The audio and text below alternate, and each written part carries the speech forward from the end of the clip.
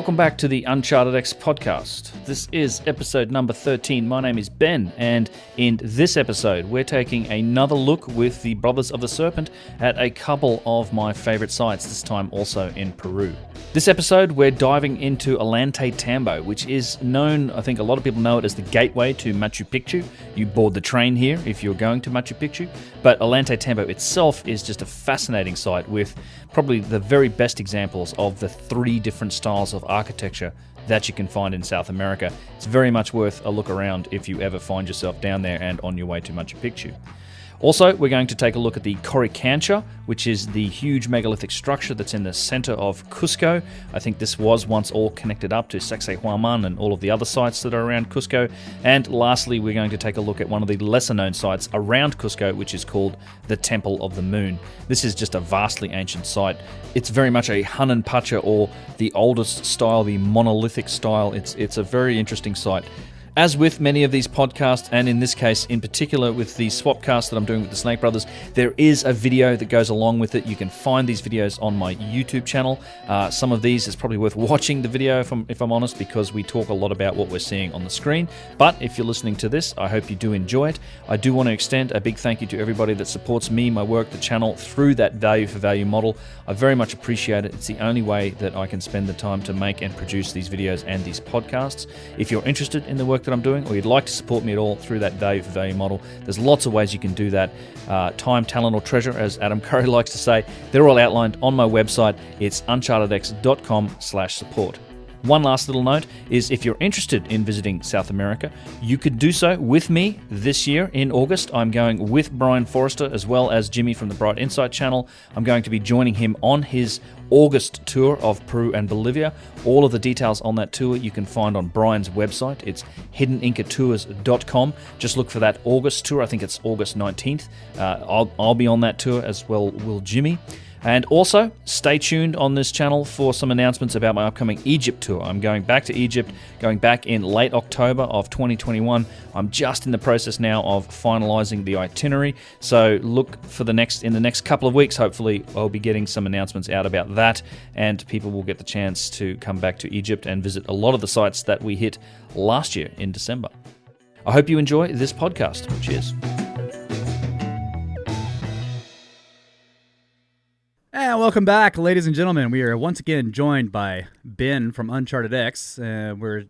This is the fourth. Is this the fourth one of this swapcast? I think it is. I think so. Yeah, I think it's the fourth one. And this time we're staying in Peru, and we're going to look at Ollantaytambo and the Coricancha. Yep. And one other site. Which Indeed. Site was it? The Temple of the Moon. It's one of the sites up around Cusco. It's not something that typically gets a lot of exposure, as far as I can tell. It's a really interesting site. Little interesting contrast to some of the other styles that you typically see. But yeah, good fun. We'll see how we go for time. But yeah, I've got all of those lined up. Should be interesting. All right, fantastic. Yeah, I have to say, the Egypt stuff is always fascinating. But there's something about, and I think we talked about this last time with Matt.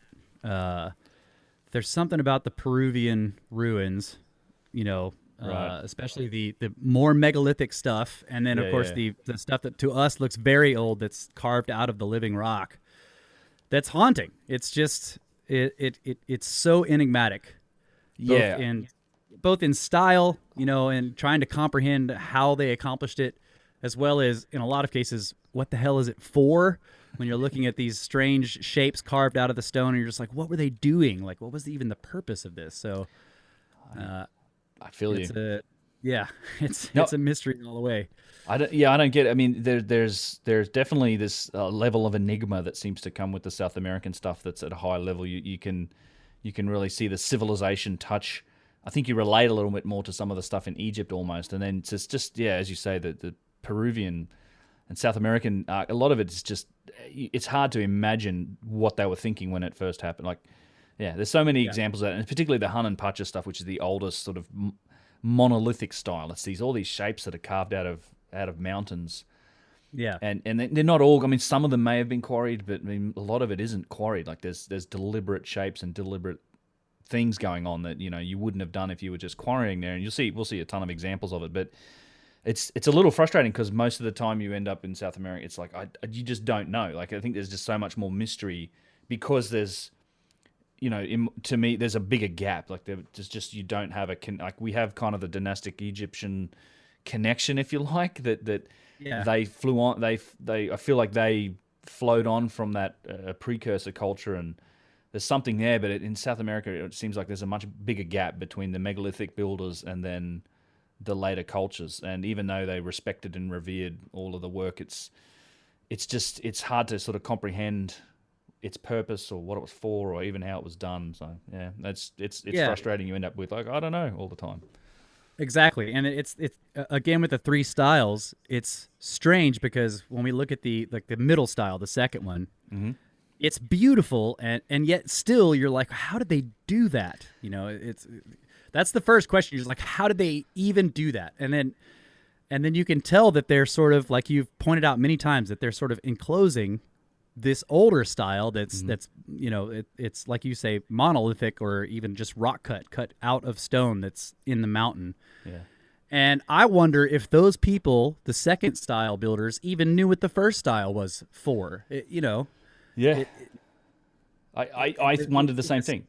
Yeah, in the same way that you see the Inca come along and then they build on top of all of it, and did they know what the second people were doing? And that's the other thing is that in Egypt, the most enigmatic structures clearly are the ones that have no writing on them. Right. They're completely bare and they're beautiful, monolithic, megalithic style, and you just look at it and you kind of have this mystery because it's completely unmarked, or they found a statue or a piece of a head somewhere nearby, and they're like, all right, that guy built it. But, we don't really know because there's no writing on the stone. And it's the same way with these. We see these animal figures. There are snakes. There's what looks like maybe a puma or a cat or maybe a lizard in some cases. But there's it's just there's three styles of building, and I'm wondering if any of the people that did any of the building knew anything about the other people that did the building. That's the question. Right. Is like, how long between these styles was there? Yeah, right. And I think one of the things you can see, particularly with the oldest style, is that it's just, look, I'm not a geologist, and it's always hard to tell these things from the eye, but it looks so ancient, like particularly the old style, and we'll see that at the Temple of the Moon, which is primarily that Hanan Pacha I call it the oldest style, but it's that monolithic living rock. It's which mostly shapes carved from an existing like rock outcropping, not so much walls made from cellular stones, and it just looks so old. And I agree, like who knows, there's definitely some sort of they recognized that they were looking at something that either was special or it had some meaning, or they just found it profound because they understood how difficult this work was. That's when you end up with this protection and this inheritance, I think, and this sense of reverence. And we find that and I love the best example is really how when you go to these sites, how you feel about it when you're interested, not just a tourist passing by like for no reason, but if you're actually interested in the topic and you go to these sites, you find it profound and interesting. I think the same thing has happened in the past. So whether they have any deeper connection to the prior builders, I don't know either. It doesn't feel like it almost. It's like, well, we're going to preserve this. We're going to make this our sacred site. We're going to add our touches to it, use it for our purposes. And that happened a couple different times. That's what it seems like. It's like it wasn't just the Inca, and then at least once or twice before that. It seems to be what's happened. And even today, we're adding our touches to it. We're like, let me I'll flip over to here so we can, you guys can see that. Yep. Yeah. So this is, and I'll roll the video in a second, but this is Ollantaytambo, and we're adding our touches to it. Like we make it a tourist site. It's not like an elites only, ceremonial site. Although certainly in our civilization, some of these sites like the Sphinx and the pyramids have been used as such, but these days they're tourist sites, and we add our touches to them. It's sort of, we're just following on, I think, to the same thing that's happened in the past. But yeah, I hate ending up at that same place all the time, which is, I just don't know. It's a lot of it is hard to explain. Well, I think that's actually important, is to start from that, like to acknowledge, okay, we don't know. Right. And then you can start asking the interesting questions, right? Exactly. Yeah, and I mean, sure, we found potsherds and we found datable material that relate to different cultures and styles, but that doesn't mean that they're responsible for the stonework. It means that the place has been occupied and used. And, in 1,000 years, when you find this sign here, the Parque Arqueológico Nacional Ollantaytambo, That maybe that's that'll be evidence that says, oh, it was these people that made it. It's the same. I think it's hard to. There's a relationship thing that happens with how the story gets dated into history, and of course, this is one of those sites that they more or less attribute to the Inca. There's the Quilca culture, a couple other cultures as well, that the precursors, but most of the work they will tell you was done by the Inca, being the largest known civilization in that time, in that era. And it's really weird with the dating too, because it's 50. Only Inca civilization was 150 years old from start to finish, more or less, and they're certainly not the oldest. I mean, there's acknowledged. Peru's this real mystery. You've got the Corral and 5,000-year-old sites like that, where there's pyramids up in the desert. You've got a site that we should look at is Corral, but another one is Chavan Temple, which is thousands of years old. So all of these precursor cultures that also did some pretty impressive work, but it's not the Sacred Valley. So the Sacred Valley typically gets attributed to the Inca, more or less. What about the am I going to get this wrong? Chulpas, the towers. Chulpa Towers. Yeah, that's another place. Chulpa. Yeah, it's Silistani, I think the name is of the site. Yeah, it's we'll look at that one as well at some point. That's around Lake Titicaca. That's straight up same megalithic work, different form in the towers, but the blocks and there's actually some gigantic. People know the towers, but at that site there's also that's a place that also looks immeasurably old. It looks like it's been horrendously damaged. Like there is remnants of walls with these giant blocks in them. Like some of the biggest single piece cellular blocks that you'll see anywhere in Peru are at that site. Like 10 feet tall and like almost Sacsayhuaman style. Wow. Like size. There's a bunch of blocks on walls, and it's just been jumbled up, and that whole site's just a mess of blocks and things. And I think a lot of those towers have been put back together, and some of them have been repaired.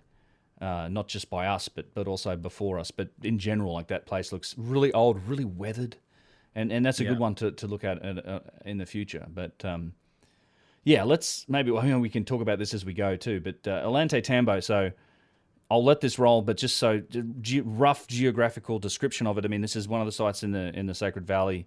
This is where you catch the train. Most people come here to catch the train to go to Machu Picchu, but the site's worth looking at.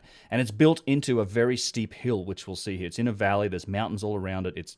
Part of the site runs up the side of one of these mountains and around it. In fact, it spreads out on a couple different sites. And there's a town at the bottom, in between these mountains, if you like. And that's always been a town, and it's still a town today, called Ollantaytambo. It has hotels. You can stay there. It's like kind of like a mini Cusco. It's a nice little spot. So let me do this, and I'll mute this audio too, because it's just wind noise mostly. But we'll get some audio out of it later. Yeah, look at those mountains. Wow, and the terracing. Yeah, right. So the Sacred Valley's super terraced, and we'll get a closer look at that on the far mountain. I don't know if you can see it, but there is also work over there. They call those the granaries. We can talk about it a bit later on. Okay. But you see. One thing that I would like to mention is a lot of this work is Inca. A lot of it is terracing that the Inca did. Like that's one thing that they definitely indelibly left their mark on the hillsides through the Sacred Valley. They're incredible. They sculpted the mountainsides. They made gardens out of them. The terracing work, and it's all done with these little stones. And there's a real significant difference between it and the megalithic work. And that's a good example. You have the bottom layer here is megalithic, and then the Inca have built a lot of those walls in between, so that some of these terracing layers may not have fully existed like this originally. And again, obviously heavily damaged. There is just rock and cut rock everywhere, like real weird, just buried in the stone. And then notice on this one, you've got sort of cut faces plus these big scoop marks on the block. Yep. See those scoop marks? It's kind of nutty. Almost as and if there's something. What looks like a random boulder, but it's been cut in half, or like there's a sheer face on one side of it. Yeah. Wow. Yeah, I think that was probably my hand pointing out scoop marks as we were walking past it. Yeah. Yeah, and in fact, so where we're walking here is this kind of follows along the bottom level, like the ground level, if you like, at the bottom of where the terracing starts, and looks at. There's some really good examples of where you see a lot of megalithic blocks, and then a lot of other styles. So you see it everywhere here. This is a great site for looking at the three different styles of stonework. So as we go through this, pay close attention to where you see obvious megalithic work, how it's been repaired with later Inca work, and then also where you'll see this in a lot of places, the Hananpacha, the monolithic work, the original work, which I would classify this as. Like this is a working water feature. The water's not flowing a lot right now, but this is one of those incredible shapes that's sort of been wrought into stone. And you get multiple inside corners. Yeah, and it's just an aesthetic design, right? Yep. Yeah, seems to be lots of work on there, and then you can tell that the outside has been is damaged in some places, and maybe somebody tried to fix some areas. Yeah, very interesting. And the nice thing about it, we'll go through the footage and then we'll look at photos after, because the photos will give us a cleaner look at some of these individual objects, but the video kind of gives you a bit of context for where it all is. Yeah, you get told some stories about that's a very famous fountain. About how the water doesn't when it's flowing properly, it spurts out, doesn't touch it. There's some strange things. There's some real nice lentil blocks that are obviously been recycled from, megalithic sites and then built as part of probably the original Inca settlement. You can see the modern town, still mud brick and adobe in the background. It's just a beautiful place. The Sacred Valley in Peru just is spectacular under any circumstances. Basically walls of mountains on either side. Yeah. Steep mountains. And you're up. Yeah, that's interesting that the modern structures are mud brick. Right. Well, yeah. Ancient ones are giant blocks. Right. Yeah, it reminds me of that story about Egypt with the Egypt Rising statue made in the 50s that made from granite. They bolted it together, but they had to send it to Italy to be polished because Egypt couldn't polish the granite stone in the 1950s. I'm like, really strange that. Wow, look at those mountains. That's just awesome. Yeah, I remember this was a breezy day. This was 2016, this footage. We were in here with, this is the group of the people you'll see, the group I was with, small group. Is that terracing way up there on that? It is. Sorry. There is terracing on that far hill. There's also these structures. They would call them the granaries up on the hill behind us. Maybe I can go back real quick. Yeah, I think I've seen some pictures of those. Yeah, and I have pictures of them as well. It's up here behind this tree, and I'll just pause it real quick when it gets here. Yeah, you can see some regular. Yeah. So there's staircases, and there's these, and that's like stone terracing and structures, and they would. The story they tell you is the Inca used them as grain storage because it was cool. It was always cold, like the wind would blow through there to stay dry. Whether or not that's they hauled all their grain up there to store it. That's a lot of right. You can see the switchbacks, like it's mountain goat people. That's for sure. So like is there any evidence or research on, say, previous water levels there, like during other time periods when the ocean levels were different? Like, are there high water marks anywhere on those mountains? Not that I know of in the Sacred Valley, because you do have a river at the bottom, and I'm sure there's maybe some. I'm sure that's been up and down, but not like. I don't know about like cataclysmic levels of water through the Sacred Valley. For sure, there is. It's as part of the work that I'm slowly trying to get through with Poznansky's book about Tiwanaku that has a lot about Lake Titicaca. There's a lot. I think the interesting studying. I think because a lot of the water I think flows from there, and I think that's. That might tell us more. I need to learn more about it, basically, about the historical levels of that lake, because I think it has a lot to do with Tiwanaku. But here, I mean, in this valley, this is a true valley. Like, this would have been, I don't think at any time is this like a river that, it's a raging river today. And I can only imagine if it was like 100 times the size that it is now. But yeah, I don't know about historical levels in the actual Sacred Valley. What about ice in the mountains? There's definitely still ice. There's still a lot of like, in the Andes. Yeah, isn't there permanent ice on some of the mountaintops? Well, you have stuff that goes up to 20,000 feet, more or less. Right, and I think that I can't remember where I read this, but I was reading about that there may have been more of that during the last ice age. That there may have been a lot more ice in those mountains. Well, I imagine there was, because anything like there must have been. Because same as Kilimanjaro, it's just Kilimanjaro in particular is like equatorial, and it's glacier. Everyone makes a big song and dance about, there's no ice on Kilimanjaro, it's melting. It's been melting for 12,000 years, funnily enough, since the end of the last ice age. Like it's You know, like that's what's happening. But it's same thing, I think, in the ice packs in the Andes. But and some of the pictures I've got, I don't know if we get into them here, but as you drive between the Sacred Valley and Bolivia, you go up over 14,000 feet through the pass. You see the big Andes mountain range, and there's a lot of it's just snow capped and always ice. This is yeah. Go ahead. No, I was going to say this is that area I talked about. That was that Malco Arabaldo, one of the guys we had on this trip, sort of has identified, or he thinks he's identified as a calendaring system, or just the shadow that this cast, these nubs cast on this wall. But again, this is obviously not quarried. Like this was carved, and these shapes have been made almost like bas relief or high relief for some reason. Yeah, see, and this has always bothered me with these nubs. You know, people wonder, are they lifting things or are they eroded? You know, I mean, like, well, okay, why did they make them on the freaking mountainside? Yeah, you know, like those aren't for lifting. Yeah, that's a great point. It's not for lifting. This is true. Those ones aren't for lifting. I mean, it's clothesline. And they're also not geopolymer injection ports, unless they're trying to made the entire mountain, right? They're not that either. Yeah.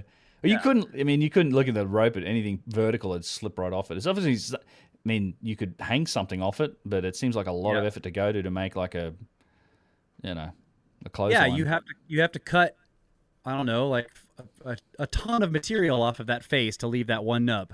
Right.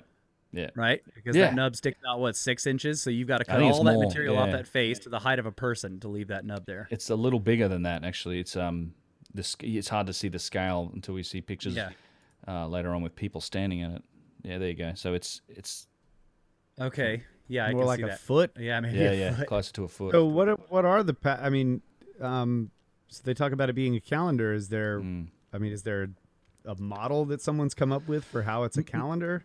So apparently Malco has, and Malco Arabaldo is the guy. He's not my favorite person, but he's actually in that BAM documentary. He's a very proud sort of Inca traditionalist, and he's done some interesting work with alignments. And his book's I think it's in Spanish, so I'm not sure. But he was talking about it when we were there, and I haven't done any more research to see what he's done. But I know he's been in a few documentaries. But we were beneath his time on this trip. It was funny. This trip was only about 10 people. It was done as like a special favor to Elizabeth Arjuno, who's was the right-hand woman to the current keeper of the Mayan calendar. She's a Guatemalan. She's in 85. There's some backstory to it, and she had arranged for Malco to come with it. And he's like, I'm used to taking groups of 60 people. And as soon as he'd heard that I'd been to Peru before, he didn't like that. He didn't like that I even knew who Brian Forrester was.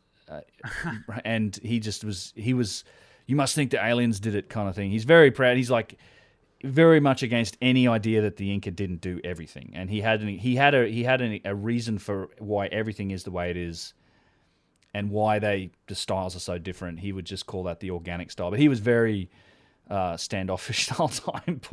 But I don't know. And in fact, I just didn't argue with him. But the whole group kind of was like, this guy, and he's like, would make comments like, "Don't give credit cards to women," kind of thing. It's like, dude, what are you? Oh wow. Yeah, and our group was almost all women, so that impressed them. Right. Anyway, yeah, I'm sure not to talk too much about that, but it's don't give credit cards to me for sure, though. For sure. Right. Yeah. Give me the credit. Yeah. Give I'll hand me them all the to Kyle. credit. He can wreck up all the debt. Man, so the footage has been moving past the mountain here, and it looks like there's cut faces all over it. Yep. Is that right? Yes, there's staircases everywhere. This is like the stuff at Sacsayhuaman. There is cut faces everywhere on the rock, in big flat faces, shaped everywhere for some reason. And even these blocks that are then inset into it with these squares and the holes. And then the other thing to note as we pan through here is obviously you see the obvious Inca work, and then you get into this section of where they've piled up a bunch of the megalithic work. So this is like all three styles represented in this one picture. You've got the old sort of Hanan Pacha work into the sides of the mountain. You've got what obviously came after was the megalithic work, and then what came after that is the Inca style, like the rough style. And just as we pan through here, I think it's like clear as day, one of the best areas in Peru to see it. Yeah. Well, it's going back to the nubs in the wall. That seems to be a clear connection between the Hanan Pacha and the Udon Pancha. Yeah.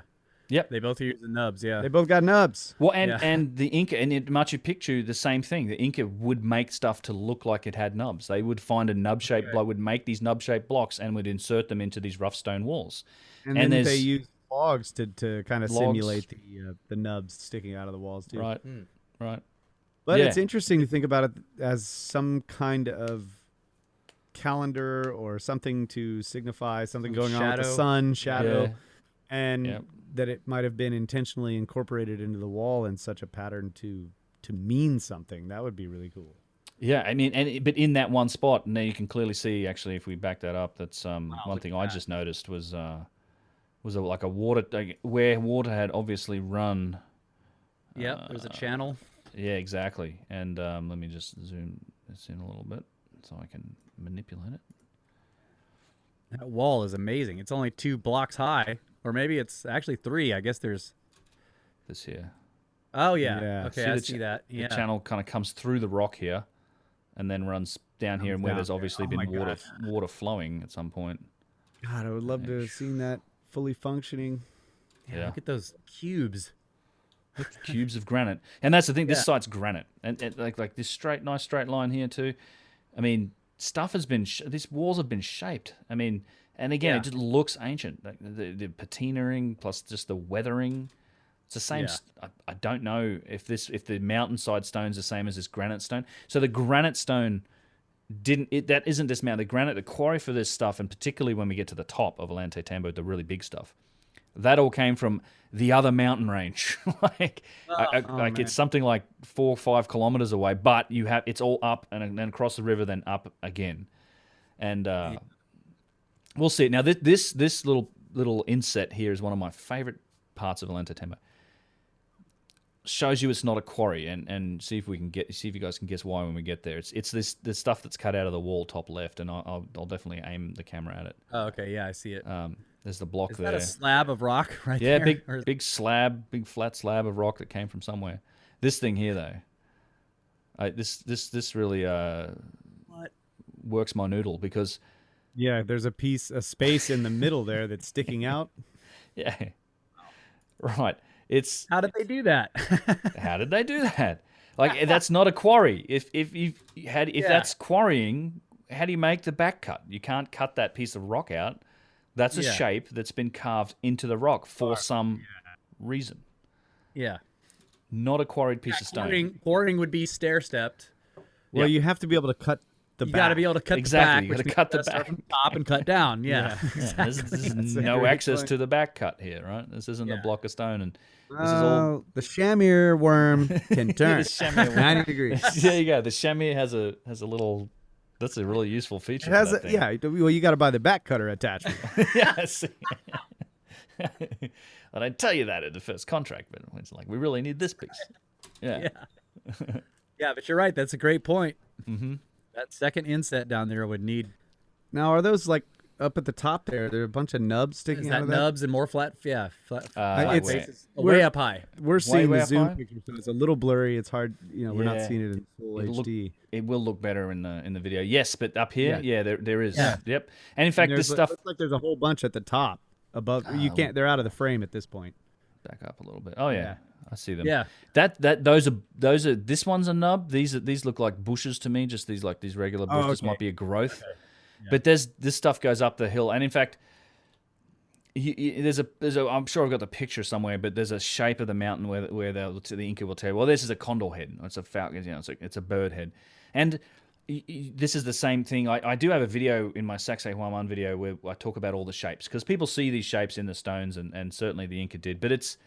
I kind of, my opinion is it's something like seeing shapes in clouds. Like we're pattern recognition animals. We'll see the shapes we're looking to see, and I'm not sure that any of that was an original intention to look like these animals. I just think it's been found to look that way and then put into the culture through subsequent cultures like the Inca. Because it's very, very subjective. It's very. And there's all sorts of, there's sometimes I'll look at it from, well, you can see if you look at it from, 2,000 feet altitude, the whole city of Cusco, and there's just the Puma head up here, Sacsayhuaman, and the Cusco's the body, and then it's all very dependent on perspective and how you look at it. And right. it's hard for me. That's a hard question. You just don't know. I mean, like, yeah, maybe they intended that, but you can't say whether they did or not. But certainly, if somebody sat down and planned the city out, they would be planning out the outline, and maybe the guy who did it was like, "Oh yeah, I'm gonna draw a cat," right? Yeah, but maybe not. It's just hard to tell. Yeah, and some of them, and depending on the interpretation, like a lot of them are very stylized, and other ones are less stylized. Right. So it's kind of like the pause in the wall at Sacsayhuaman. It's like, exactly. Once you see one, you start looking for them everywhere. Right. Yeah. Yeah. And these 6 blocks in a row. We're going to build this city on a mountain. I nearly spat it everywhere.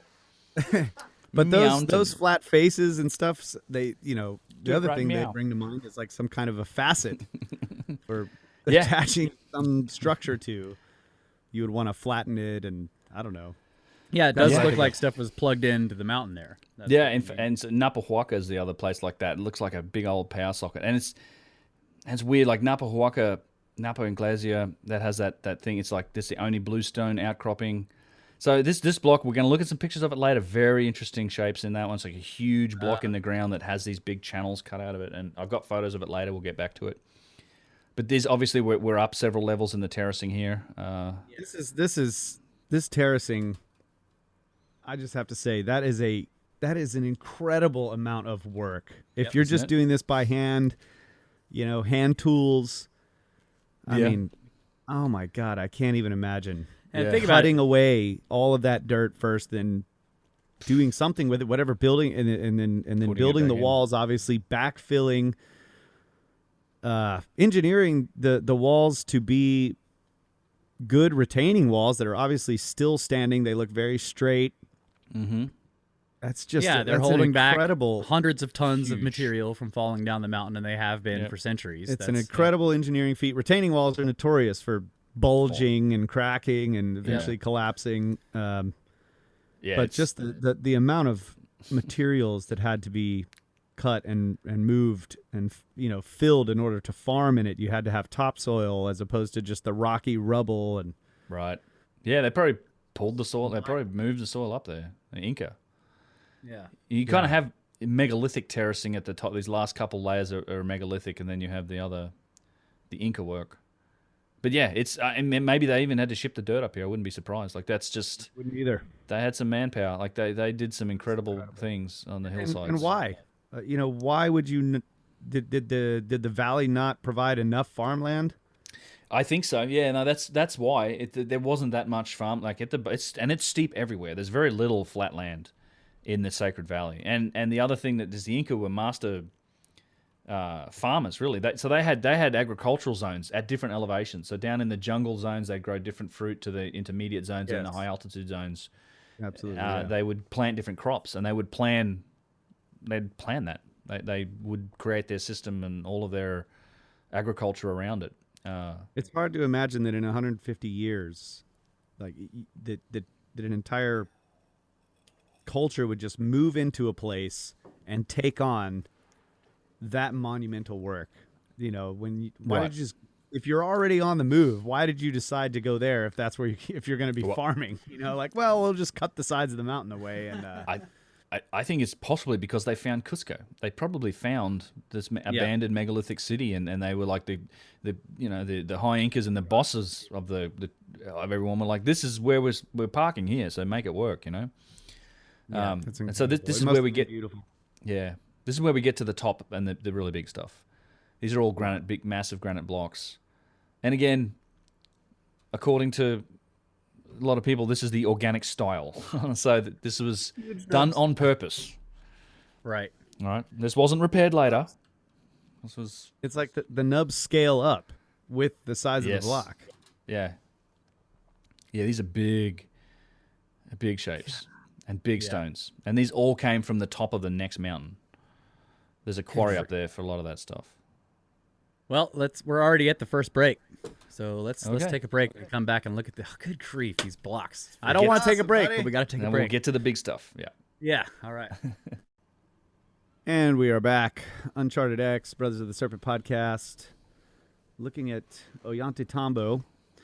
And getting to the real megalithic stuff at the top here, but I wanted to ask you, Ben, if there's anything about the estimates of stone moved in all of the Inca civilization, because the idea is that, the conventional idea is that they did all of this work, right? And if they existed for 150 years, has anyone really gone through and done a complete, tried to estimate the complete amount of stones that they moved? Because, for example, in Egypt, they look at a structure like the Great Pyramid and say, well, it took 20 years, and then you can come up with how many stones they had to lay per minute, or however per hour, to get that structure. And this just seems like, for a group of people that were here for 150 years, everything that exists here in terms of megalithic stonework, even down to the small stuff and the earthworks, it's almost unimaginable how they could have pulled all this off in such a short amount of time. It's a good question. I don't know. I don't know if anybody's studied it, but I agree with the with the premise for sure. Like that, it's a tremendous amount of work. And then particularly when you include the work the Inca themselves did, it's just the terracing. But they shifted. I mean, I don't know what the estimates of the population were. It was a few million people, I think. It may have been as high as that many for the actual Inca civilization. I don't know. But I'd be interested to see it. Like you say, that they've done the calculations on things like the Great Pyramid, which I think is like one block every 5 minutes for 25 years. A few million people, that's a lot. That is a lot. It may not be that many. I don't know. I'm purely trying to. I know I've read something in the past, but I can't. I can't. Yeah, recall. I'm just thinking about if they.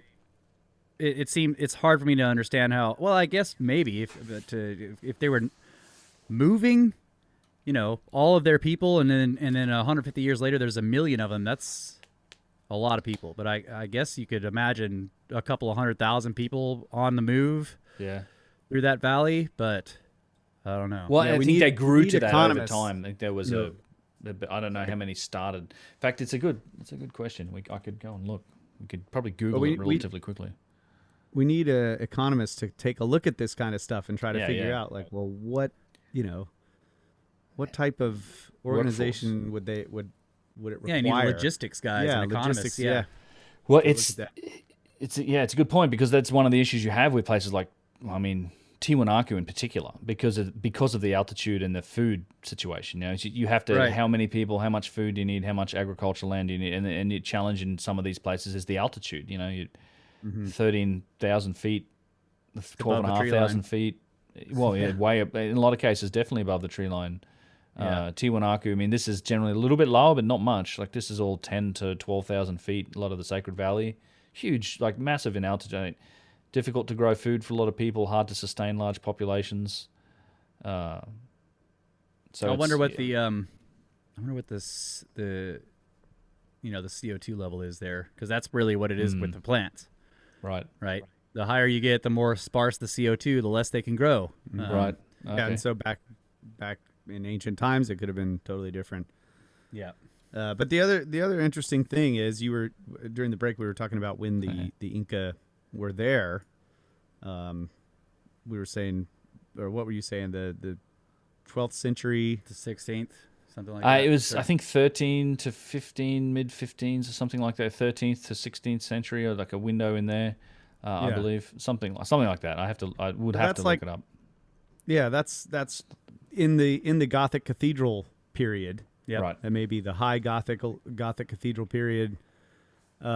Which is also interesting, right? Suddenly pops up a civilization that's just doing incredible work with stone, and I'm not attributing the megaliths to them, but they still nevertheless did amazing stuff, and it's just out of nowhere seemingly.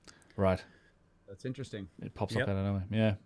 And we were in Colorado a while back looking at the cliff dwellings, Chaco and Pueblo people. Yeah, in at Mesa Verde. Yep. And it's the same deal. It's like they're living way up on the edges of these canyons inside these giant overhangs, and they've built all this amazing stuff out of stone, and cities under these overhangs, villages at least, and right at the same time. Yep. Well, And then they vanish. Right? Yeah. They're there for a couple hundred years and they're gone after that. It's Interesting. So strange.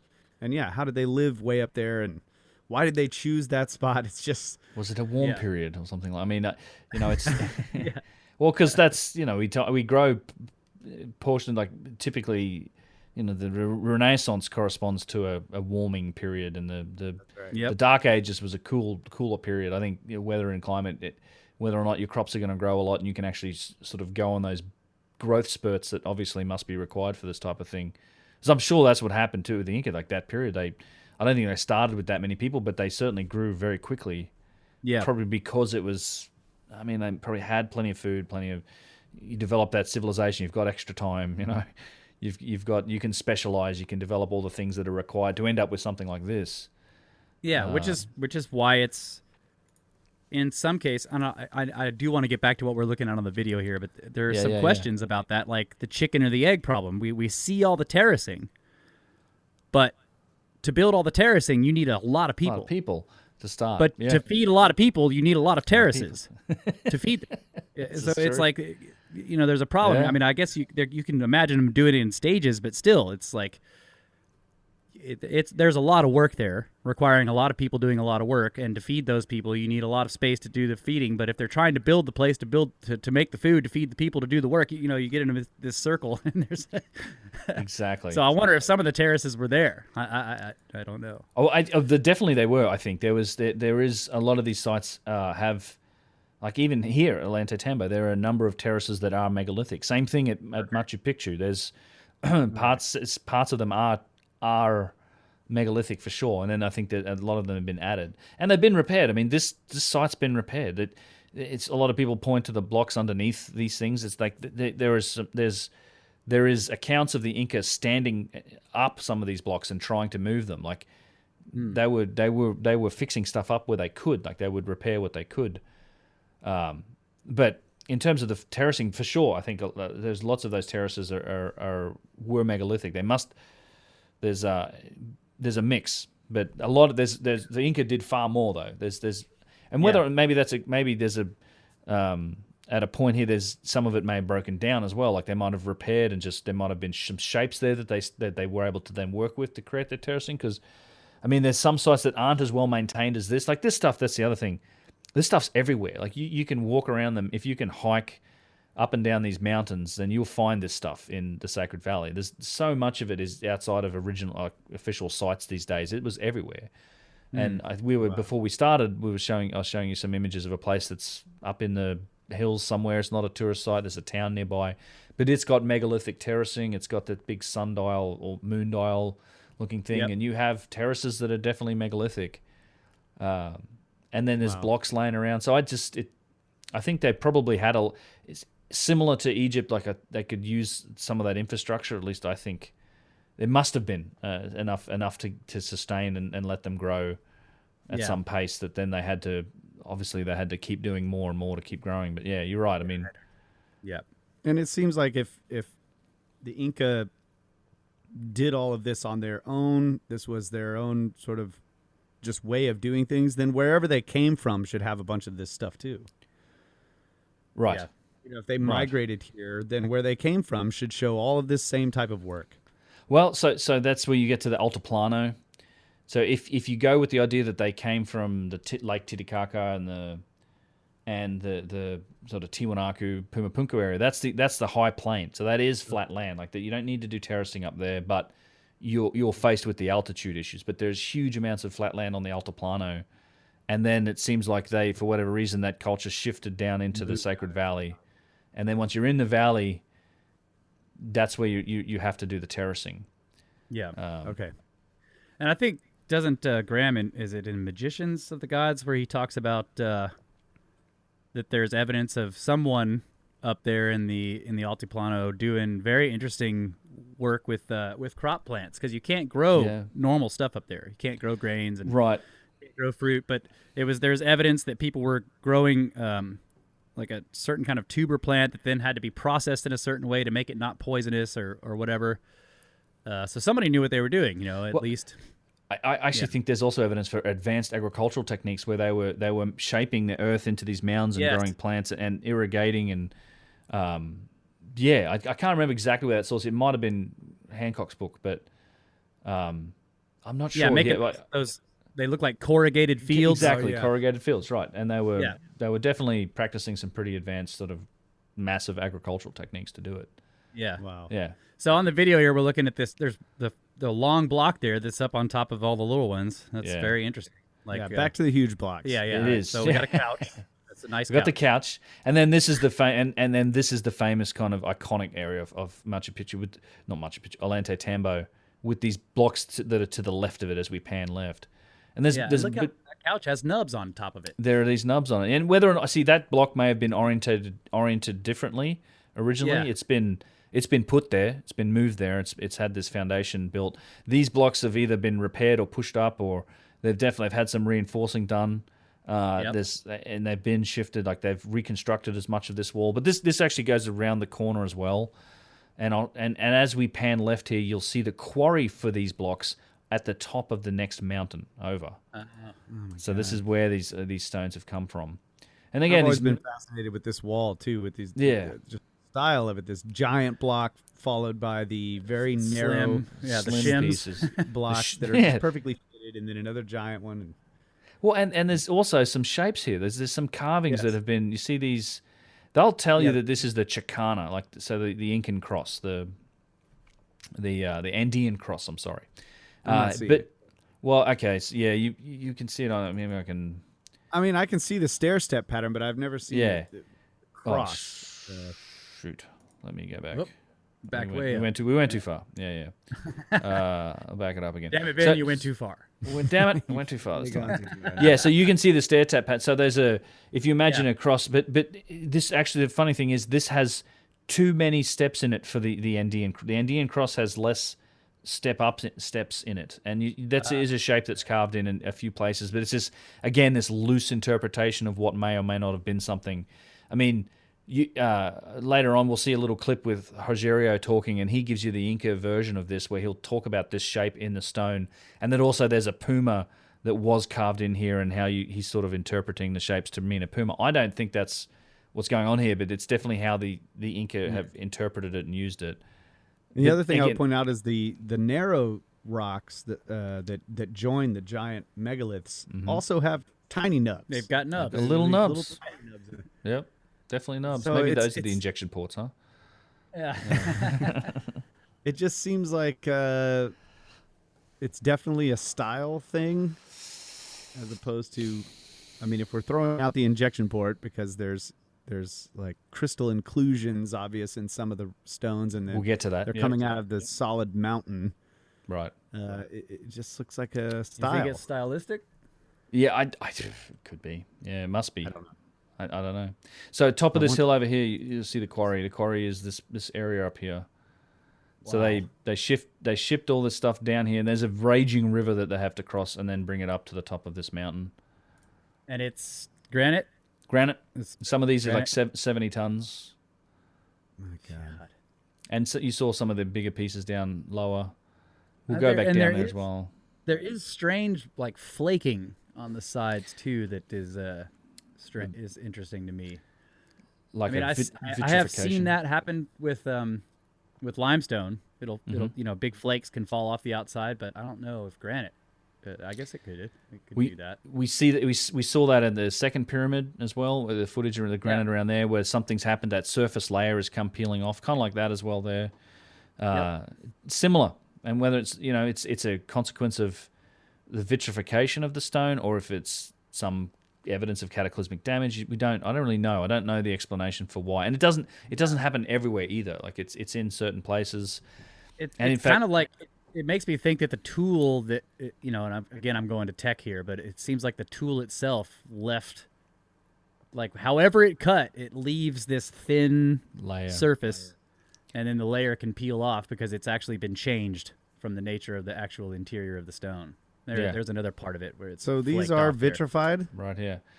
Yeah, I believe so. Yeah, they're shiny. They're like not everywhere, but there's there's vitrification here.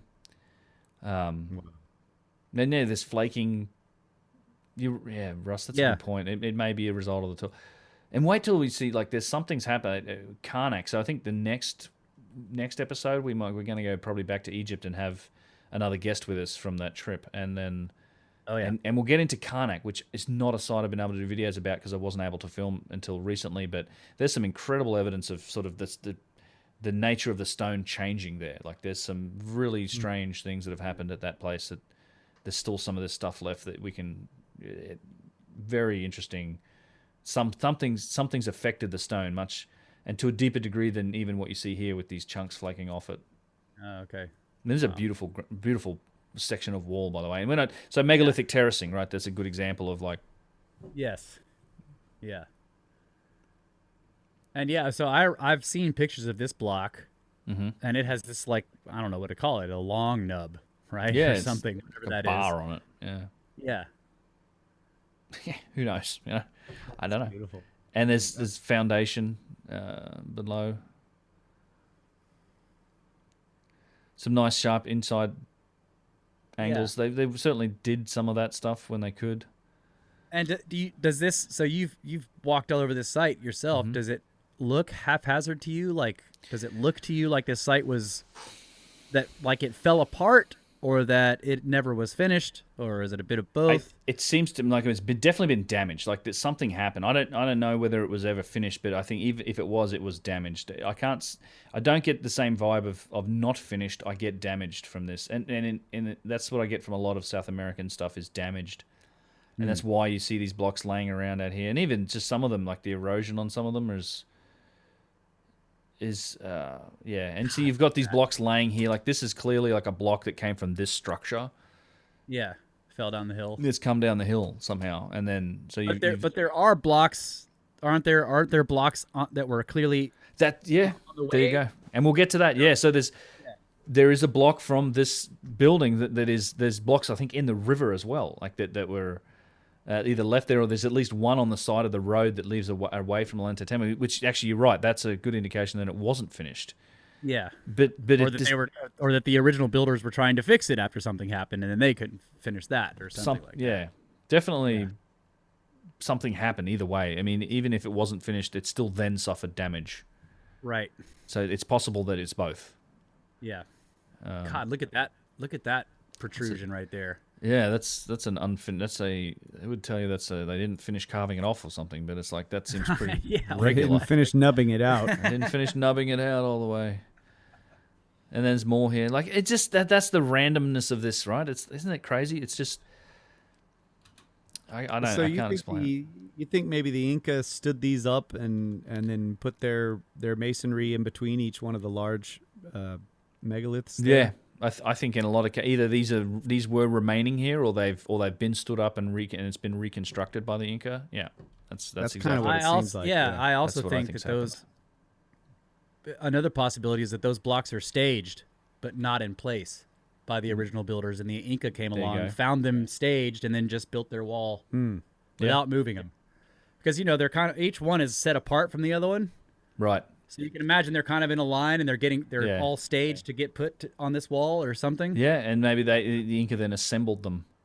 Yeah, I mean, because they would put. I'm convinced that they were putting stuff back together where they could. Right. And they'd fix it. Otherwise, they'd use it if it was just laying around. It's one of my favorite walls. You were talking about the crystal incursions in the stone. You see that here, and we'll see some more in some pictures too. That is just amazing. Now this wall has a lot of very prominent nubs for some reason. Yep. This is Nubtown. Nubtown. And lichen. Very large lichen, yeah. Yeah. Wow. I would like to think that these nubs actually are saying something somehow, right? That they're almost like a braille. Can you read it? It's giant braille. That's the theory that the guys on Twitter, the Nub investigation team, that often discuss this on Twitter. That's more or less where they're thinking along those lines. They're investigating it from that perspective anyway, to say that it's possible that it was some form of language, that it does express something. Yeah, like a sign that doesn't. Right. It's aesthetically pleasing. It's like, well, this is 12th Street, and so they just have some configuration up there, depending on whatever their writing style was. It's sort of shorthand for. That'd be kind of cool. This is the northern side of town. This is the western gate. Yeah. This is whatever. I don't know. Yeah. That'd be kind of cool. Yeah. Man, God, those. Yeah. But then that picture you were just showing with all those giant terraces with nubs all over them. I don't know. How are you going to read that? Yeah, I don't know. Yeah, I'm not sure. So I need to, and shortly, I think maybe before I even get this out, I'll get my chat with Hugh Newman out, and he talks about them being sort of a tuning aspect for resonance in a lot of these structures, like the overall resonance of them, connecting to the earth. And he had a very interesting explanation for the nubs, which I hadn't heard, and I was like, you know what, that actually, it kind of made sense to me. That actually does, because you can change. After the stone is in place, you can change its total mass Right. slightly to very precisely tune it. That's a really good point. And he also then, same thing for the scoop mark. So it was sometimes the nub wasn't enough, removing nubs and those protrusions. It was like, now we got to scoop into the thing. I like it. I definitely like that idea. Yeah, it's just some more of these. So we're flipping through some images from the site, and I kind of want to get to, this is just, I mean, it's wonderful work. Yeah. So this is the little water feature. The water feature. Yeah, and I have were we looking at on the show, or was that pre-show? We were looking at on the video. We did. Yeah, I kind of want to get to this another area that's had water running through it, which is a feature on the site. Yeah, I kind of want to get. We'll get back up to the top. We may end up not getting to the Temple of the Moon today. All right. But have no fear, we shall get there. All right. I was starting to get scared. You get me started talking. Is there more of these? Is there real quick? Is there, like, as we're looking again at these flat surfaces carved in the mountains? Like, do you know if there's surfaces carved in really inaccessible places way up on those peaks? Is that possible? Because they already look sort of inaccessible in some cases, but like on that mountain, is there some of that way up there? I would say even places like Huayna Picchu and Machu Picchu, very steep mountainsides. There's definitely work surfaces in some areas. There was not like, I don't know of any like sheer vertical faces though, and even that I wouldn't put it past the people that lived here to be able to climb it fearlessly and do.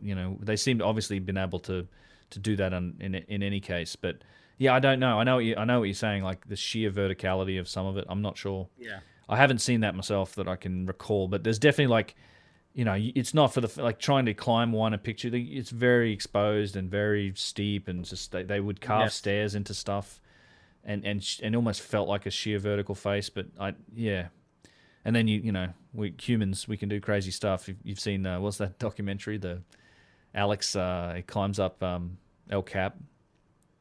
Free climbing, like free solo. You guys see free solo? That's crazy. Yeah, humans do crazy stuff. I know. If you want an extremely tension-filled couple of hours, go and find free solo and watch that. That's Alex Honnold, I think. It's a free solo. He free climbed El Cap, no ropes, scampered up it in like a record time too. Just a couple of hours, well, several hours, but. All right, let me put some purpose to that. I knew I'd have too many photos to try and just browse. All right. We'll try and catch up to where we were. How about that? We'll look at this megalithic stuff. Yeah. Because there was some, and there was one specific thing I did want to look at. Now that I remember, as we were looking down, where are the pictures down onto that block that was in the ground, and then we can flip back to the video. I will find it, I swear. Yeah, no problem. I also noticed that, while you're looking, I'm just going to point out that very iconic shape that they make all the doors and windows. Yeah. There's something about that. And they're not all doors and they're not all windows. Right. Sometimes they're just like insets in the walls. Yeah, I find that really interesting. But they're always this same sort of tapered, like a trapezoidal. Shape, and we'll see a lot of that in the next thing we'll go to in the next segments, the Coricancha. I'd like to know what the ratio is between the top and the bottom. The measurements. Yeah, what is that thing? So he's looking down now at this giant. This block. Is part of the mountain, basically, right? Either that or it's a big block that's embedded in the ground. Yeah, so it's at the It's- bottom of the terraces. Yeah, Wow. very strange shapes carved into it, yeah, Wow. very strange shapes carved into it, or like it's like I've seen some very interesting there's the Machined into it almost. the whole who has a good man. I wish I could. I've got the DVD over there somewhere. There's the Legend of the Three Worlds. I think it's Cosmogony of the Three Worlds. It's Jesus Gamara might be his work, but they you get the same effect by like pressing shapes into plasticine, like blocks. Yeah. And that's almost what this looks like. It almost seems to be exactly how that was done, but it's just this remarkable piece, which I can't explain it. And I think it is, just a chunk of the mountain down there. So I want to mention this this guy at applingJewelry.com.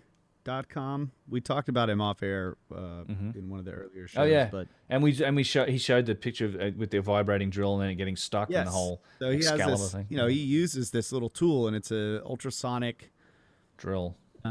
Drill or carving tool for these really hard stones, and it just basically you put any shape metal tool at the end of this thing. It doesn't spin it; it just sends the vibration in, and he just drives it like a round tube or a star-shaped tube or a square tube. It'll just drive it right into really hard stone, and he can take out that core, or he even made some scoop marks on the side of a really hard stone that look just like the scoop marks on the side of the unfinished obelisk. Yeah. So really check out applingJewelry.com. Oh, cool.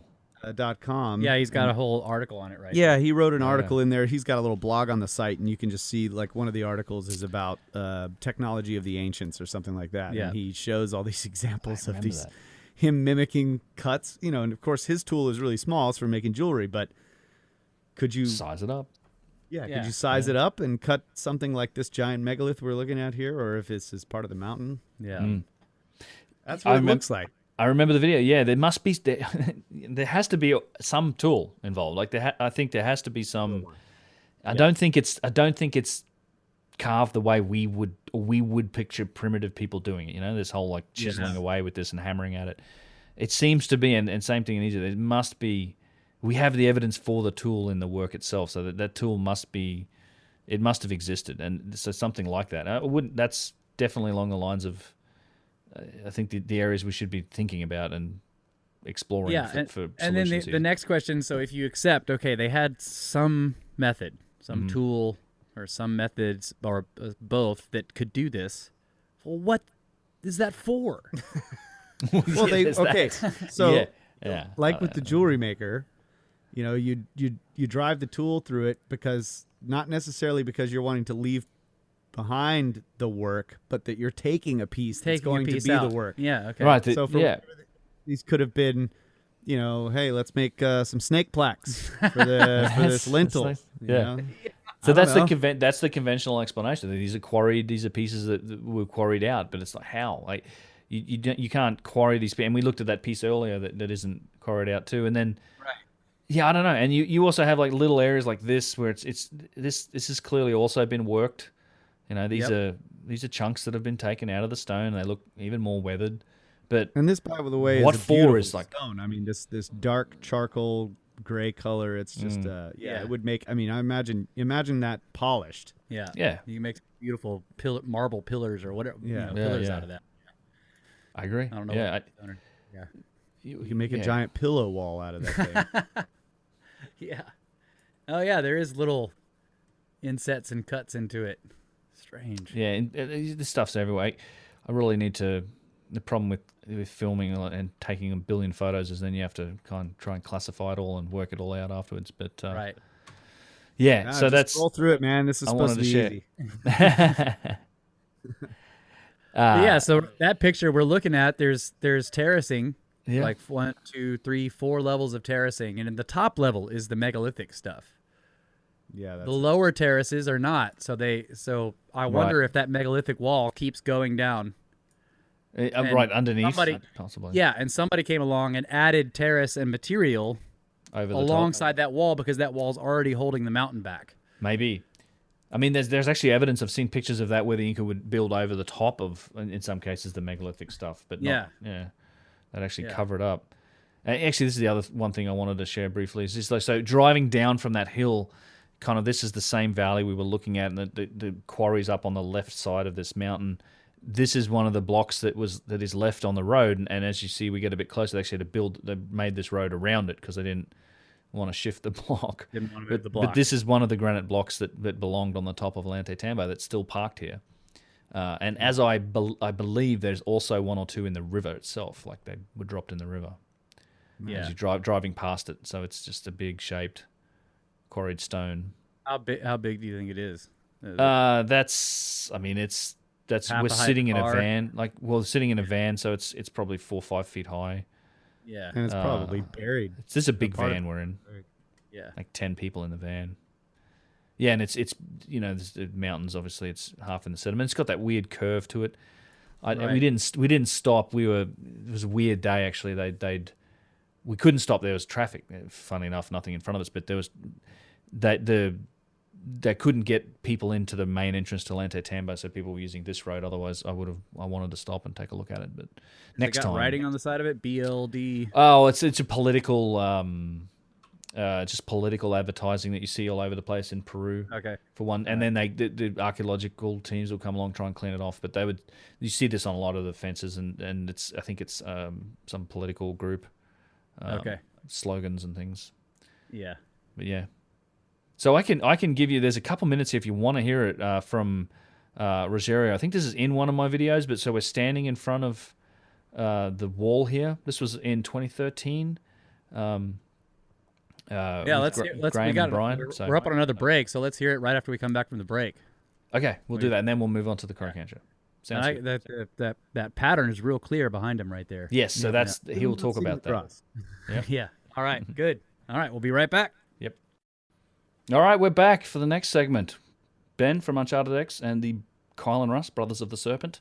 We're going to wrap up our Ollantaytambo visit here and move on. But one thing I wanted to share with you guys before we move on, and this is something that I think is in one of my videos, but this is just a quick clip of Rogerio, this excellent guide that we had in 2013 on the Graham Hancock trip, and he's talking about kind of the Inca symbolism that gets attributed to this wall that's at Ollantaytambo. He'll talk about the shapes and how it's used, but he also at the same time acknowledges that there's a good chance that there's sort of, I guess, previous cultures and previous builders. He's very versed in the Inca, I guess, traditions of this place, but he's also open-minded and has lived here and seen a lot of mysterious, strange things that you can't just attribute to the Inca. But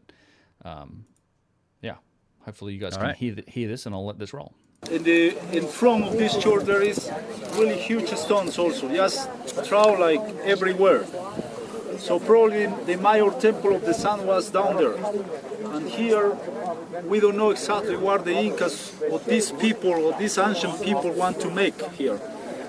So the point here is that you can see this symbol again. Yeah? Look at here. 1, 2, 3. Did you see the 3 one? So the same philosophy that the Incas used, that the 3 levels of the world. Yeah? Ukupacha, Kaipacha, Hanampacha. So the Mother Earth level or under the ground. The second level is where we are live now, the present world.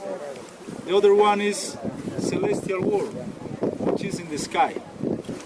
So all these 3 levels was symbolized for 3 animals: snake, puma, and condor.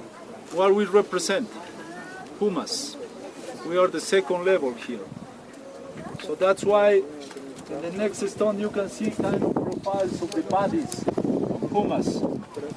Just probably the Spanish, they carry the heads parts. But you can see clearly the tail part, all the body almost disappearing here. Look at the tail, look at the body, but the head was carried. We don't know exactly who made that. But the point is that this temple, it wasn't finished. Why? Because when you go to the quarry sector, there is more stones waiting for these ancient people. We don't know exactly why they stopped this work. So most of the theories mention that probably if the Incas built that, So when the Spanish came in 15th centuries, so they have to stop this work. But probably it's more ancient. Yeah, more ancient. So the point is that just in the way, crossing the river, it was a hard work first. And close to the river, there is stones waiting for Incas or for these ancient people. And just here, one case from here, in the bottom of the valley, there is 2 huge stones, more bigger than this. So calculation of the weight of this is between 60 to 70 tons, approximately. So it's really hard to understand also that, yeah? Yeah. Wow. So there we go, rolling back what I said earlier. But yeah, there's obviously good evidence that the work here was stopped because there's stones at the quarry location and on the other side of the river and on the hillside. Yeah. And I did like a little bit of the, what would you call it, the mythology or the worldview there, of the lower, the middle, and the upper worlds. That's also a very widespread view among ancient people. Yeah. And I like the symbolism. The snake is the lower world, the puma is the central middle world that we inhabit, and then the condor is the sky. Yeah. Yep. Yeah, that makes sense. But then I have to wonder if that really is a puma. Yeah. In the next stone, if it is, which is possible. I don't know. Like again, I think of the Silestani. You know, you see that cat on some of those blocks in those towers, and then I mean, what in the Sulawesi Valley, right? The giant lids of those huge jars also have cats, puma-looking shapes, and then there's the pumas at the giant cats at Göbekli Tepe. I mean, I don't know. Yep. There's the symbol seems to permeate a lot of these ancient structures, and it's just it does. If that's what it is, they're saying, yeah, this is the middle world, and I thought it was a builder's mark. You know, because you see the similarity, but yeah, idea. I mean, if that's what it is, it's very interesting. It is, and I don't know. You know, there's other things at the like the Silestani Towers. When we look at that side, I mean, I remember being on that trip with Graham, and it's actually in his book in Magicians. There's the photos from that trip because we found some other symbols on there, not just snake, but there's like it almost looked like a goose in flight. It's not a condor. There's other objects and shapes on there that he found a relationship to, to some other sites, to Göbekli Tepe, I think. So I do come back to a lot of this the symbology and like these shapes as being very, very I mean, eye of the beholder. You know, it's a lot of it. I think it's subjective and it's interpretation. And I think there's a good chance that that it's even possible that they built their mythology around the shapes that they saw. Like the shapes may have been there first, then they interpreted and built their mythology. Like I do have this problem with this being a Chicana or an Andean cross because, you know, you have your 3 levels of the world, but you've got more than 3, 4, 5 steps on this shape here that what is left.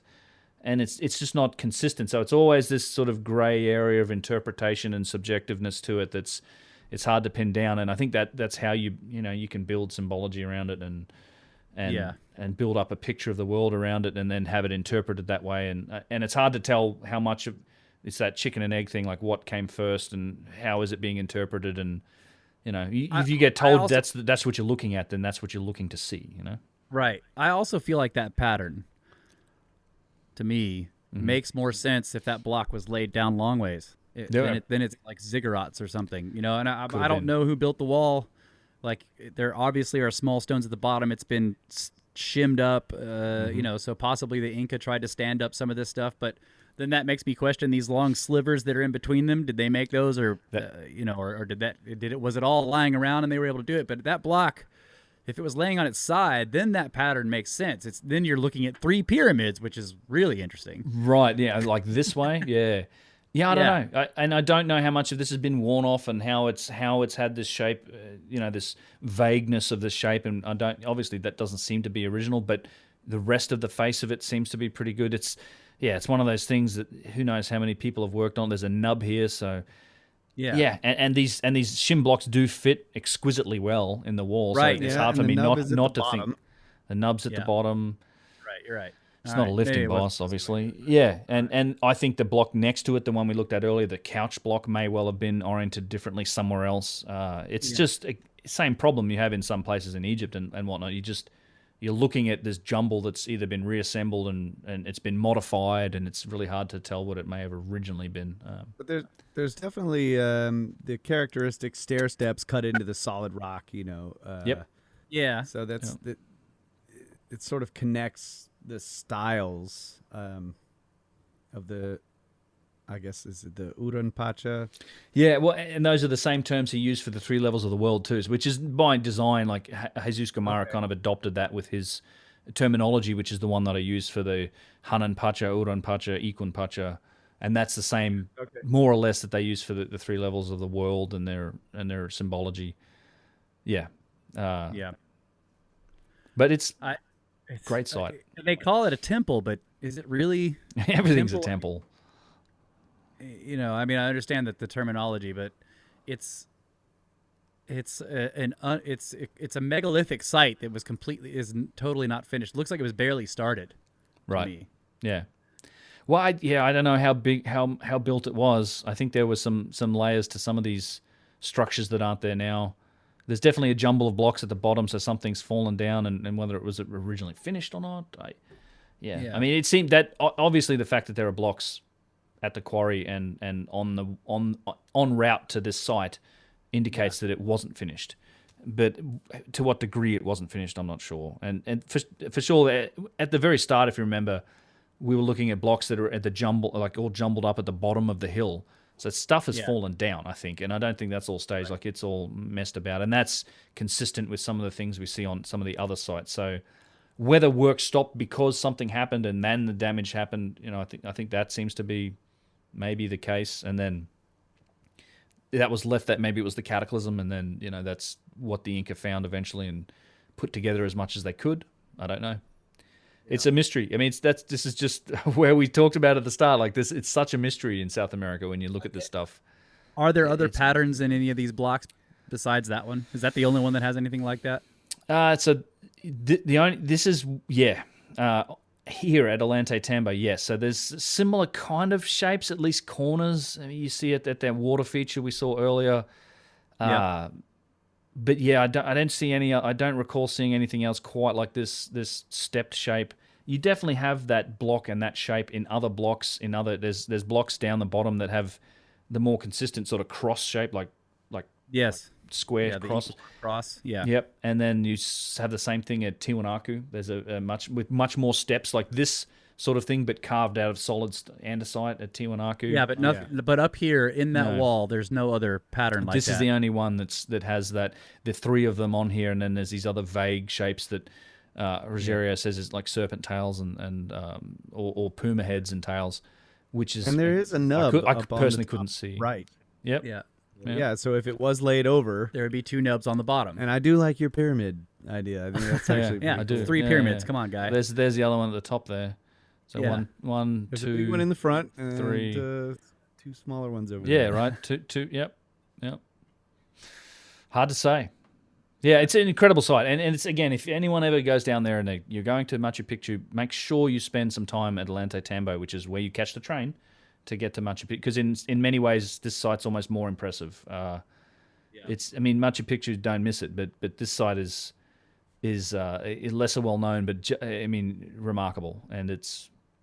Yeah, there's a lot to it, and there's a lot of things have been written about Ollantaytambo. I think we're talking about in the break, like some of the Inca have a play, and a lot of the name itself comes from this ancient play and this drama that they set out that was recorded and has since been translated. It's mentioned in a few of the old books about the site. So but not a lot of, the tradition. It's a fortress, of course, or a temple, but.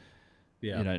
Not a lot of information about it beyond that. Really, it's one of those things. It's hard to find a lot of good information about its history. Yeah. And I'd like to know about the lichen. I wonder if anybody's done any studies on that particular orange lichen there. How because some of that kind of lichen, some types of lichen take a long time to grow, especially those huge patches. Yep. It can be thousands of years, so I wonder if if anybody has done any studies on that. I would like to think that they must have, and I ran into the same thing with the Gosford glyphs in Australia, because a lot of that wall has lichen on it, but it's a different type. But yeah, I learned that there's a way to date certainly the lichen.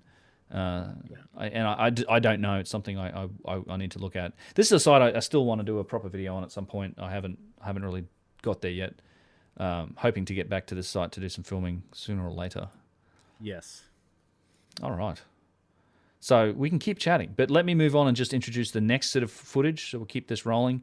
We're going to pivot back to Cusco from last week. We mentioned the Coricancha, and I think I showed some of the footage of this wall on the outside, but the next 15 minutes or so of footage that I have here is from the Coricancha, which is today it's a Catholic church in the center of Cusco, and this is the kind of the megalithic heart of Cusco, which was, I think, originally a megalithic city. And this is there's a lot of remarkable aspects to it, particularly on the inside. A lot of opportunity to see sort of the inner workings of how some of these walls were built, and also the different levels of architecture, including modern, that have been piled up on top of it. So it starts on the outside, and then we progress on the inside. All right.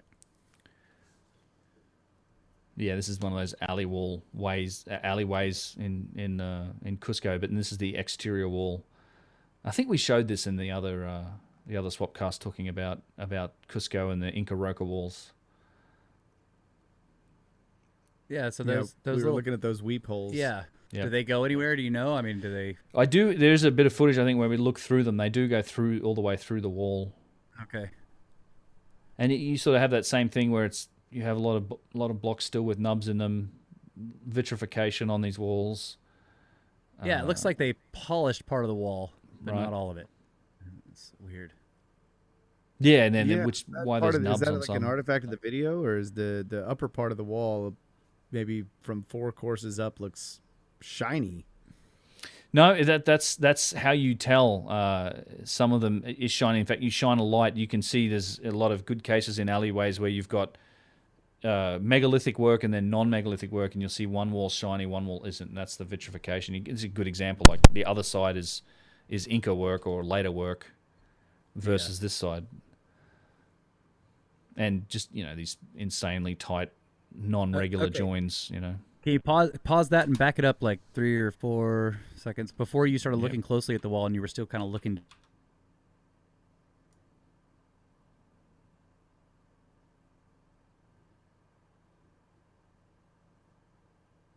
This bit here, down the alleyway.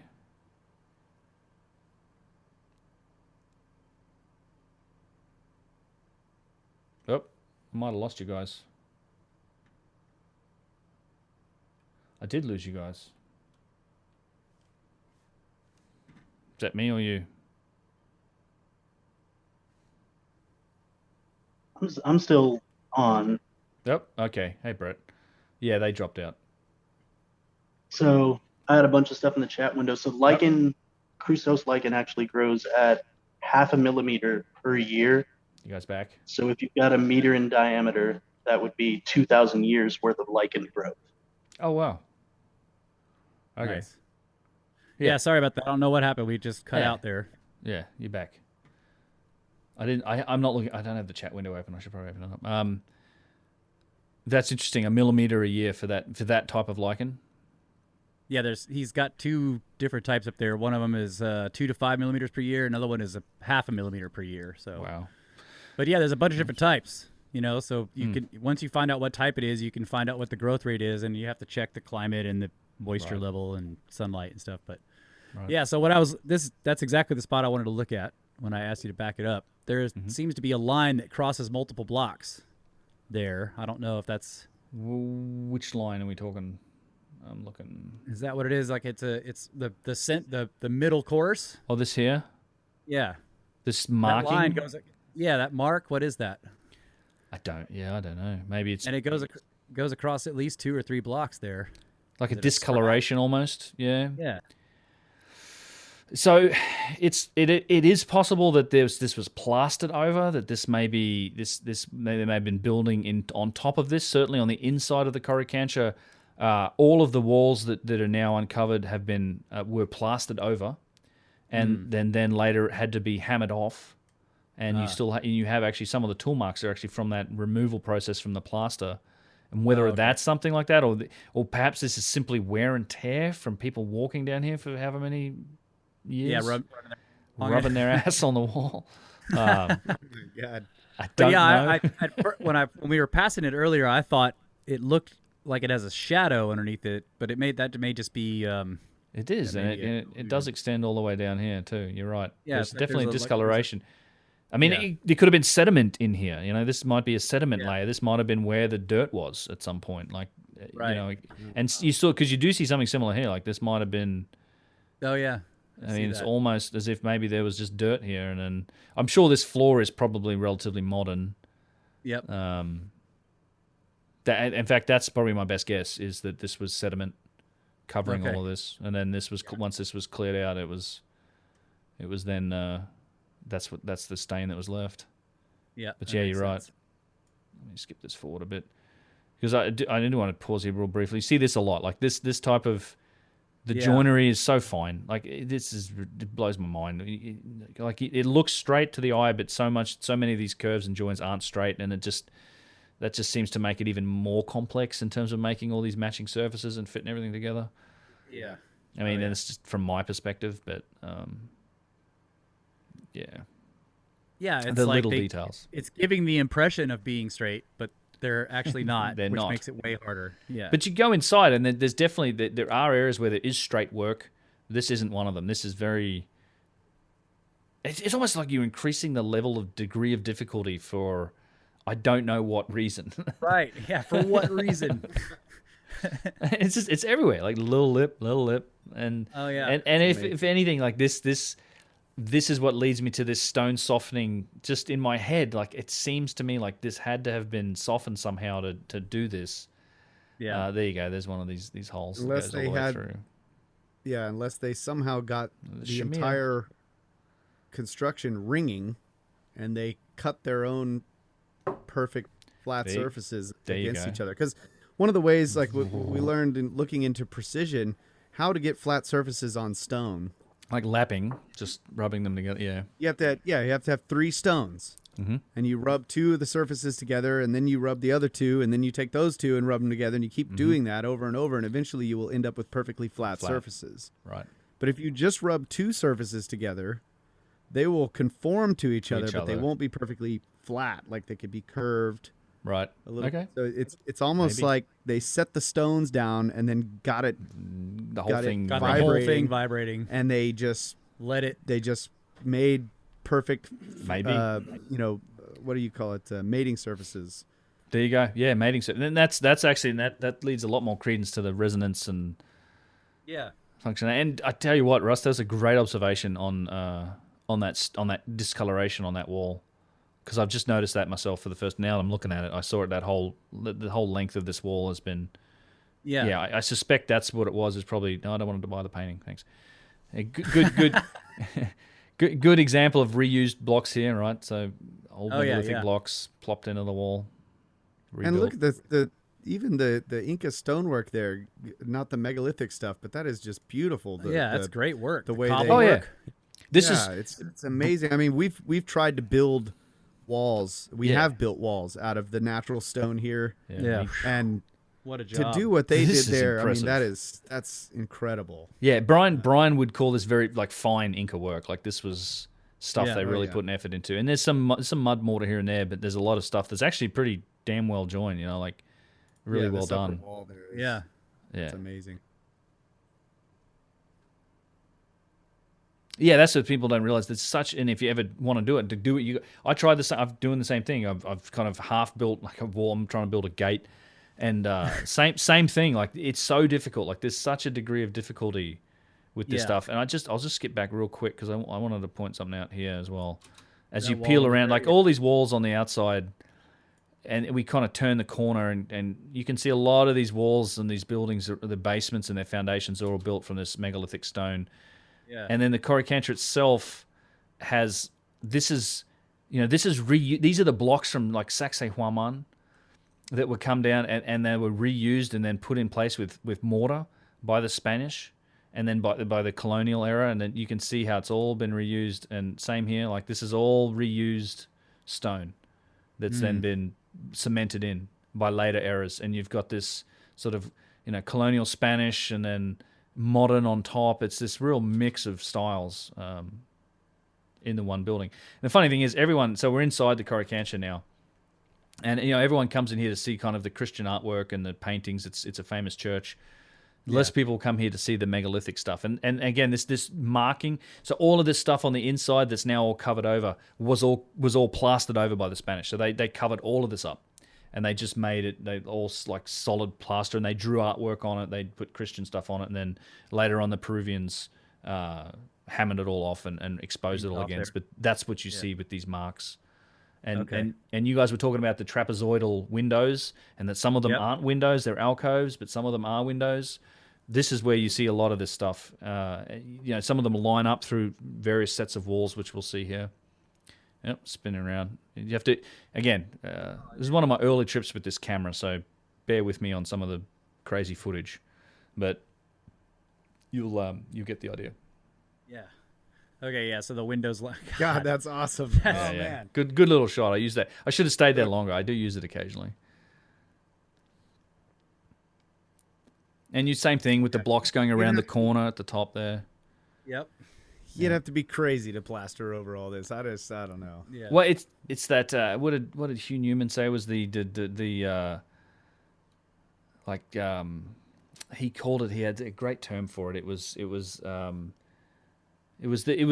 idea that the Western man and that it was the divine, like we were superior, so they would cover up sort of any evidence of sophistication from previous cultures. I think a lot of that went on here. Anybody showing up claiming to be superior is obviously faking. Yeah. God, look at that. What was that for? I guess lights. Those little alcoves. It's beautiful work, and this is some of the finest work. Sconces, yeah. And this is that wall we looked at. The block up in the corner. I'm sorry to interrupt. The block up in the corner there with all the holes and the weird. You just passed it. Okay. You gotta go back. Upper left, yeah. Got to Oh, this. Right. Wait for Yeah. it. You're going to see some crazy stuff in here from that. Wait for it. There's a lot more like that. We'll get to a section where it's almost like an ancient circuit board. It almost looks like circuitry. There's another example of it. Oh yeah. There's a lot of that type of thing. That's like a way of joining, or I don't know. I don't know. Some of that looks rebuilt. Yep. Too. And they have some odd. That block has bothered me for a long time. I've seen pictures of that thing. What the hell is that? Yeah, like a. It definitely looks like there's another piece that is meant to mate to it, right? Something. Yeah, what is that? There's a circular hole here, like a tubular drill. There's a couple of other examples of circular holes in many of these. I think at this point we just skip over the ropes and wait for the whistles.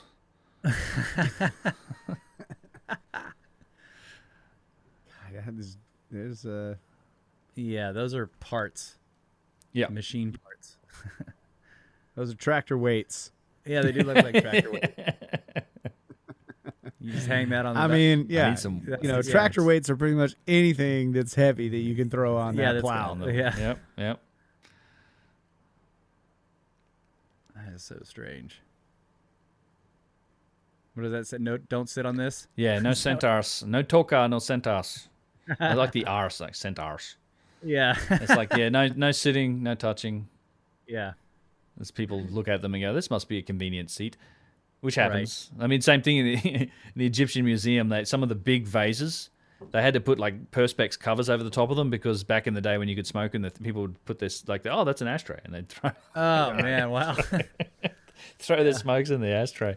Like, no, that's not an ashtray. That's a priceless artifact. But okay, all that sand outside, and you want to throw it down in the vase. Yeah. Well, I don't think that stops them from throwing them down in the sand either. If you look at any other sites, like this modern Egypt's contribution to a lot of these sites is the amounts of trash that are in them. But it's more than Western world than anything else. Yeah. They just have a trash management problem. Yeah. So what could that have been for? Yeah, right. I mean, it looks like a vault door, right? Yeah, You know, and like Yeah, it does. It looks like a safe door or a vault door. Yeah. so some of them, we'll get to some of those that are in place still. Now this is This is in the courtyard in the center of the Coricancha. Now this is speculated to be the entrance to a tunnel system. This is a well. It's obviously a megalithic block. That this is the tunnel system that supposedly connects to the top of Sacsayhuaman. There's also all these rumors in this area of tunnels going down that have been covered up by the church. So there's a few news stories here and there and some pictures you can see of underneath floor tiles where they found staircases that go down, and very hard to find any real information on it. But yeah, I think that really is a well there in the middle. Like yeah, it's well, I don't know if it's a well. It's a block. It doesn't. There's a bottom to the block, but it's sitting on top of something that nobody really knows what's there. I mean, I've just heard rumors. So, and this is interesting too. This channeled block is one that we see very much like a lot of the stuff in Egypt, where this reminds me of all the white calcite, the crystal blocks in Egypt in the ground with the channeled blocks. well, and that square one with the square hole through it.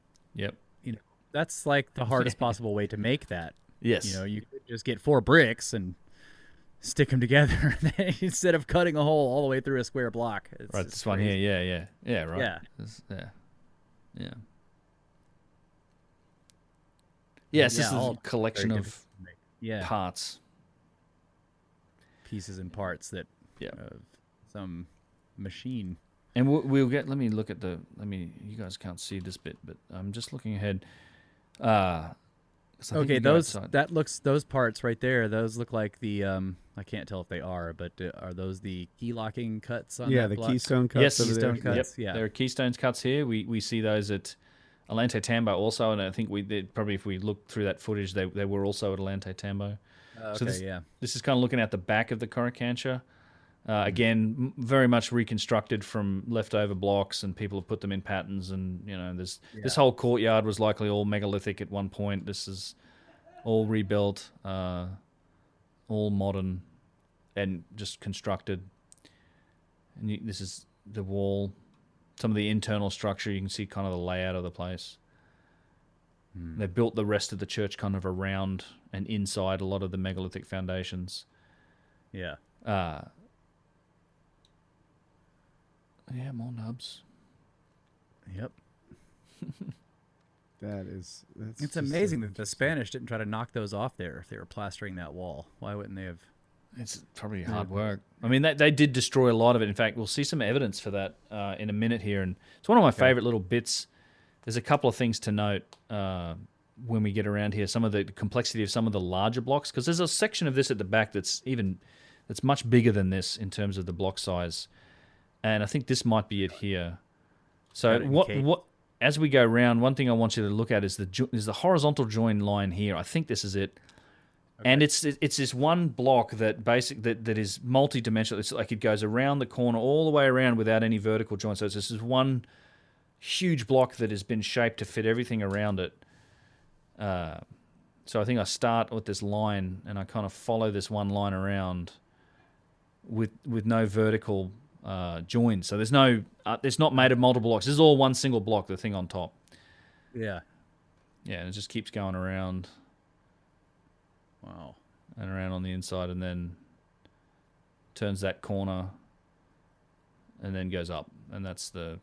Wow. So it's this one giant block. And this is another interesting point here. Again, you can see all these little chisel marks from hammering off the plaster, but this broken surface that you see on the left is where the Spanish were destroying part of this because they thought there was treasure or gold embedded in it or something like this. And what I like about this is it gives you an indication of just how fine the join was between the stones on the inside. So it's kind of you can see like this one horizontal line that goes through here is part of this join. I think this is the clip here. Yeah. Actually, no. We'll get to that. We will get to that as well. But actually, this is another area with that circuitry like blocks that are in the Coricancha that definitely looks like it used to be a vault door. I mean, vault door. Yep, probably for doors. Yep. Like he's got or hinges went up there or something. Yeah, it could have been 2 doors, like a double door hinge. Yeah. Yeah, so here's the broken section. Yeah. You can. They were chiseling it, trying to break through it or something. They busted it up. I think they were looking for treasure. They blew it Yeah. apart, but you can see how well fit the stones were together all the way through across, the depth of the stone. Yeah, so there wasn't any real imperfection in it. Yeah, so which puts pay to the argument of like, oh well, they just made the outside look. They just faced them, right? Yeah, no, they clearly didn't. Nope. So yeah, here's that definitely looks like vault doors to me. Like if the Spanish were breaking that stuff trying to find gold, well, that's where you put it. Right. I don't know. But I don't know what the hell this is. Like this is if those were doors. Like I don't know what all this stuff is for because this is like there's something inset in this clearly. Right. Yeah. It's almost like if you ever take apart a block of a carburetor, mm-hmm. have all these channels cut into it and holes drilled through it, and when the thing is put together, there's pathways that complete that water goes through, or not water but fuel. Yeah. Fuel or even cooling in the blocks, right? Same thing. It's exactly. The cooling channels. Seems like that, right? It seems functional. It must have been part of some machine. I don't know. Yeah. But, one of the things I've wondered about is how much of this is associated with metallurgy. Right. I don't know. But yeah, you could mount something in there, I guess, all those, but it's just so strange. Yeah. But I like the idea of a vault door. Yeah. This is kind of like shades of Pumapunku and Tiwanaku to me as well in some of these shapes. Yeah. Yep. And then the consistent alcoves. And then they've left a piece of the plaster here so you can see what the Spanish did, so that they plastered over everything and drew artwork on it. They just used it as a canvas. Yeah. They covered up the art to. Yeah, it's hard to paint on that. Yeah. Especially paintings. Yeah. God, that's freaking beautiful. Yeah. Good grief. So do you think it used to be taller than that? Was it roofed? I think it was, yes. Yeah, I do. And that's all seems to be mostly gone now. Yeah, okay. But and then they built the rest of the structure around it, but it does seem like it was roofed. And I noticed you're talking about a lot of those blocks go around the corner, and it's every other one, right? Mm-hmm. The block from the left goes around the corner, and then the block from the right goes around the corner. Yep. So no fault lines, no. Right. Yeah. Again, if the structure's vibrating or meant to deal with some sort of resonance, then it's going to hold together. Yeah. That's you could almost imagine like, a power plant scenario where there's these huge rods that go from one window to the other, and there's some weird freaking grid of something in there. I don't know. Or it's just like, let me have safety deposit box A. Yeah. Yeah, could have been. It was just easy. I really don't. It's hard to fathom why, but and this shape too. Like, so this is I love this trapezoidal window shape because this is something that the Inca then replicated often like in other sites. There's so many examples of them recognizing that was a significant shape, and then they would replicate it. And this is kind of the inside of. This is a rare curving wall that you do get in a few different places in Peru. And this is one that curves. This has all sorts of strange protrusions and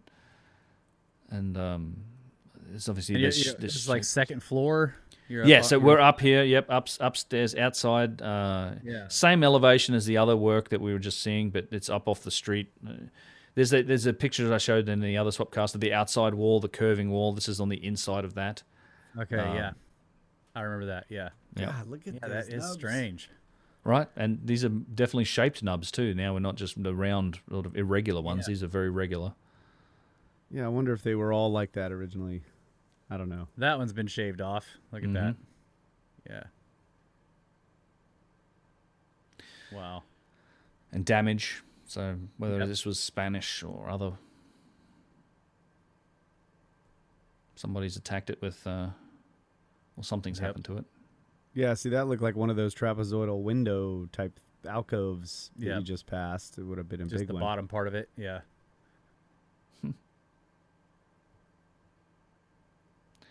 It's the usual baffling array of complex shapes. Yep. Yeah, we don't build like this. It does look like some of these had nubs or even bars that go across the whole thing, but they've been almost completely removed. Right. Yeah. Yeah, who knows? I really, the original shape and structure of these places is a real mystery. It's hard to you have to remember that when you look at these sites. Like that's a real strange shape in there too. Like that's that is a weird one. Cornice, almost. But it's just so jumbled up now. You have to remember that we just don't know. It's very hard to reconstruct it correctly. And then all the pieces we didn't know where they fit, we stuck them out here in the garden. Right. Wouldn't it be great if there was a, Göbekli Tepe style one of these intentionally buried by the builders? Yeah. That we could find, so when we can slowly uncover it and the whole thing is intact. Yes. Yeah, and you can carbon date the burial. Yeah. Or at least a new library, or not a new library, but a discovery of a library that no one knew about. Yeah. A hidden one would have been. Maybe it will happen in our lifetimes. That would maybe. Be awesome. We still haven't explored everything yet. This is true. I think there's still a lot we can discover, but yeah. And I wonder about the sites like Pumapunku, where all the blocks are scattered about and they're half buried and they've kind of uncovered them and dug down in the sediment. Like, has anybody really dug deep into that site to the bedrock or looked for under subterranean chambers? I remember reading that they thought they found burials or something there. Oh yeah, there's some ground. There's been some ground penetrating radar that indicates the site's much larger and there is underground structures there. In fact, I did a podcast also recently with Brian Forrester and Jimmy from Bright Insight, and that's something that I will be releasing here pretty soon.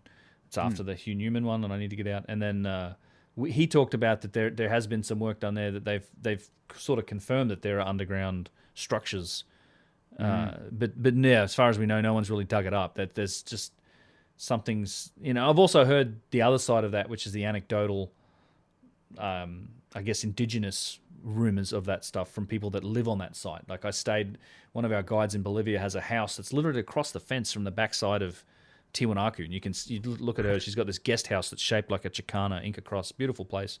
It holds like 7 or 8, 10 people, and then you can literally look out and see like the sun gate, and it's right there. But she's lived there her whole life, and tells you the story of people that they know that there was like these staircases going down at Tiwanaku beneath the Akapana or the pyramid, and they've since been covered up. So I mean, you take that with the grain of salt that you got to take all this stuff with, but.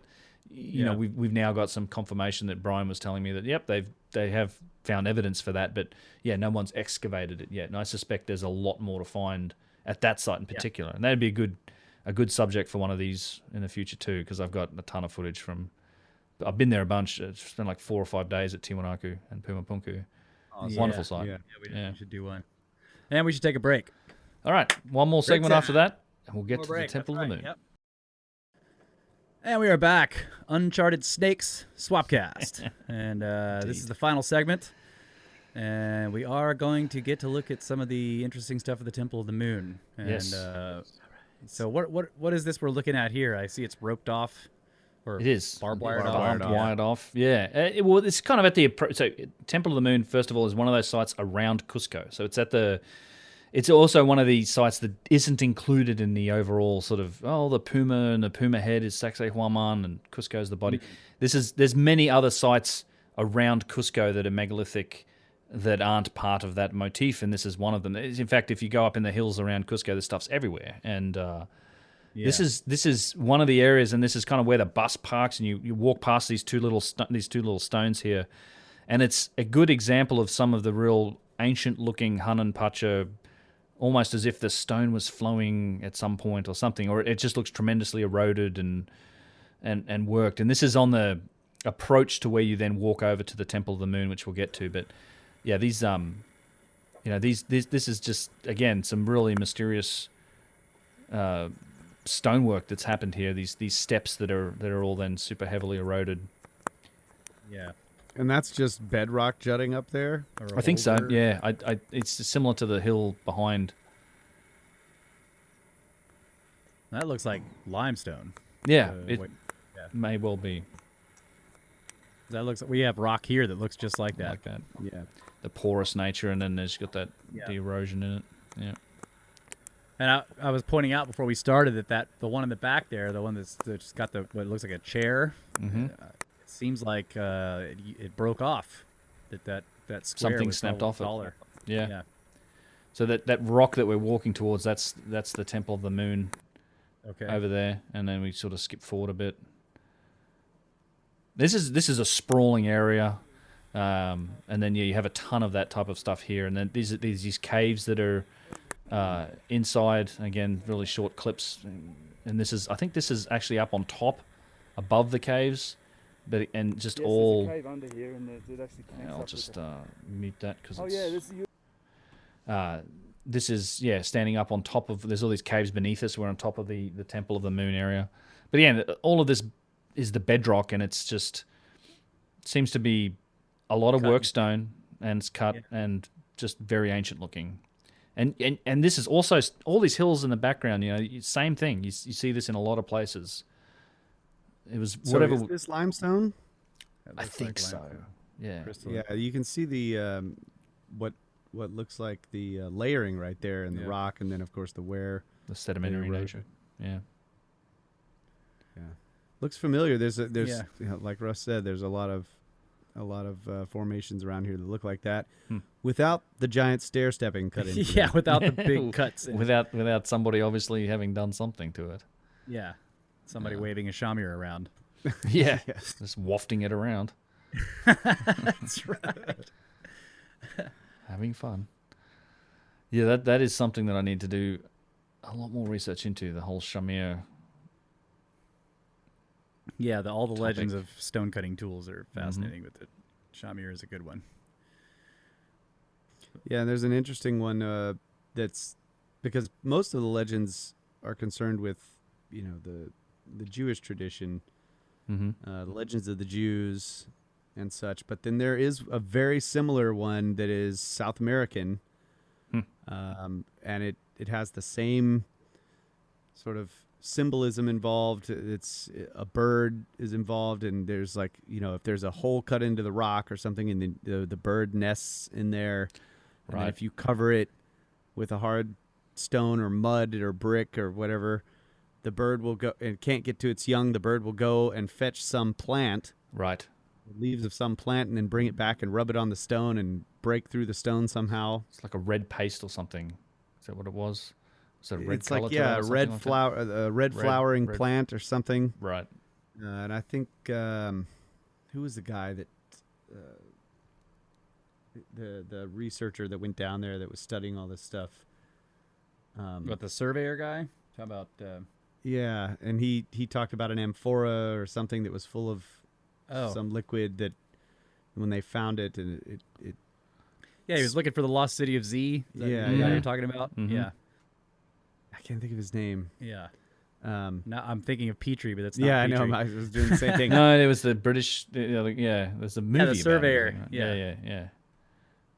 Yeah. Anyway, the amphora Percy. breaks. Yeah, Percy Percy. Fawcett. Percy Yeah. Fawcett. Yeah.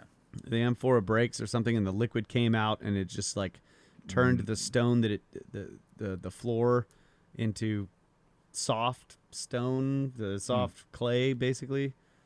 Yeah. There's that account, and then I guess he was the one that wrote about the legend that the locals talked about with the bird fetching something, and of course the plant has never been found or Identified. heard of. So Yeah. this is all rock cut. All of this is just cut out of the stone from the Yeah. mountaintop. Yeah. Wow. It's It on looks like top of the it looks like caves. Yeah, it looks like the bottom of a building, right? Right. Like it used to be taller, and all of the higher stuff is gone. It's broken off. But I mean, I don't know if it was a building. There's weird patterns on the floor, the ground there, but those square cuts down into the rock on the side there, the outside edges are all rough. Like it used to extend higher, but it's been broken off. I don't know. Yeah, it's again. I don't know. Zero answers. Somebody's done something to the stone for some reason at some point, and We don't know why or how. And it was obvious, and it appears super ancient. Yeah, and in fact, they normally don't let you down into these caves, but the first time I was here with Brian and Graham, I remember Graham's wife Santha just hopped over the ropes, and the whole group sort of went over, and they tried to blow the whistles, and we just because the sheer weight of numbers, we were like, all right, they just gave up and let us into the cave. So I do have some photos and some footage from inside the caves, which we're on top of here, that we'll get to. But yeah, you just. I'd like to point out there where you're showing this, it's sort of a square cut out of the rock that you could imagine, okay, they were quarrying rock here. Yep. Except that at the edge, they left the stone there, which once again, you have the problem of the back of the stone. They have to cut into the back to leave that one narrow edge of wood is only 4 to 6 inches wide. Yeah. It doesn't make sense as a quarry to do that type of stuff. Yeah, a lot of practical sort of issues with the quarrying idea. In a lot of places, there's some spots where you can go, okay, maybe they pulled a piece of stone out here, but there's so many other examples where it's pretty clearly not quarried that it's hard to really fathom what the purpose was.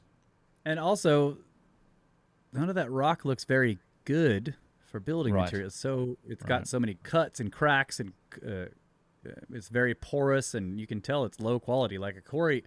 The great thing about a quarry is it gives you a chance to really dig down into the mountain and get to the good stone. The good stuff, yep. As this stuff that's up on the surface like this is not high quality, so no, you wouldn't be quarrying those right off the edge there. You would cut way into that and get into the stuff that has less cracks, less porous. That's so strange. They were just chopping up the exterior surface here into these strange shapes. Yeah. I mean, that is... I don't even know what to make of that. that particular feature, right here, right? But it looks like that actually looks like concrete. It does. I was just thinking the same thing. It looks like concrete. Yeah. But it's the same stone as the rest of the hillside. As the rest of the mountain, yeah. It is the stone. Whole mountain's concrete. Yeah, maybe the whole thing's like. And now, now we're building whole mountains out of concrete. Mystery solved. It is concrete. Yeah. So this is the cave you're talking about? This is the back entrance to into it. And there's actually the more famous cave is in the front. That has actually there's shaped surfaces in here, and these walls have been worked. But this is at the front side. This is at the back where I was sneaking past the. You're not supposed to go in here. Sneaking past the guards, but I've got some pictures of the other cave at the front. When it has like this big snake motif on the side of the wall. It's also in Hancock's book. The pictures, I think, from this trip, or from the 2013 trip. Some people say it's a sperm, or it's a snake, or it's something on the side of the wall in the main cave. Oh, is it one of those weird snakes with the very large heads? Yes, exactly. Yeah. Yeah. Okay. Yeah. There's some of those at Göbekli Tepe as well. Yeah. Yeah. We'll get to that at the end here, where I've got some pictures. From the first trip. Yeah, that's very familiar looking stone. Yeah, right. Yeah, I mean it looks like what we have here, very, sort of a strange crystalline limestone, but I don't know. It could be something else. It's not. I don't see any layering really, but don't know.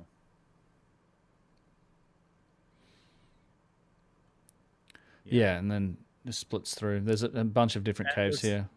It looks like somebody cut that right flat on the right there. Like it used to be a crack entrance, but they widened it. Wider. Yep. Wow. Yeah, and that cave basically goes clean through all the way through. Yep. And then there's on the other side, the main caves are kind of on the other side, which we couldn't get to on this trip for video. But like I said, I've got some pictures. I don't know what else we have here. It's very mysterious, and this is similar to, there's another site near here that's Kenko, which is very much like this, which we can look at as well. Has these big flat work surfaces. You can walk through them. Very much Hun and Pacha again, so you're lacking kind of the megalithic blocks here. The individual blocks. I think this is the same bit of footage. Yeah, it is. Let me flip forward here.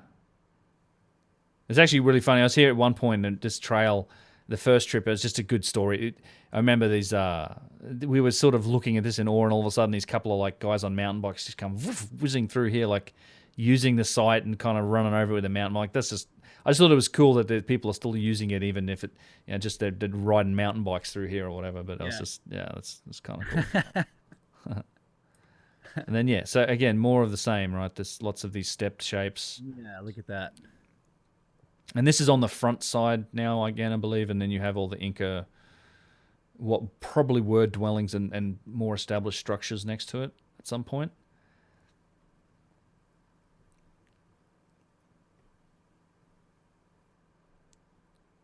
Yeah, and so has anybody checked to see if those stones for those dwellings are from that outcrop that was been cut up?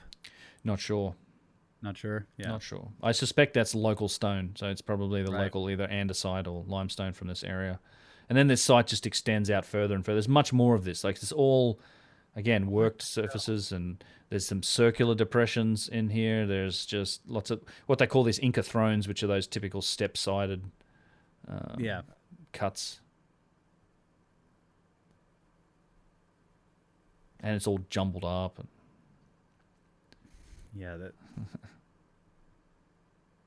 I'd like to know if these are, you'd have to. This would be probably hard work, but I'd like to know if these are attached to the mountain, or if a lot of these are big boulders, or if they're broken away.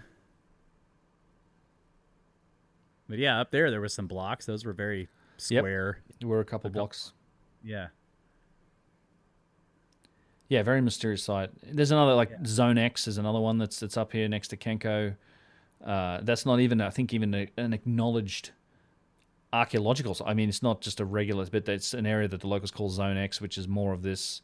And there's some actually deeper caves that go in there that maybe have led to original tunnels, or these might have been entrances to other areas. Who knows? It's it's one of those things. It seems like it seems to me like there's just if this stuff is like lying around the surface, there's got to be there's more underground, more that has to be found. Secrets everywhere. Pretty much, yeah.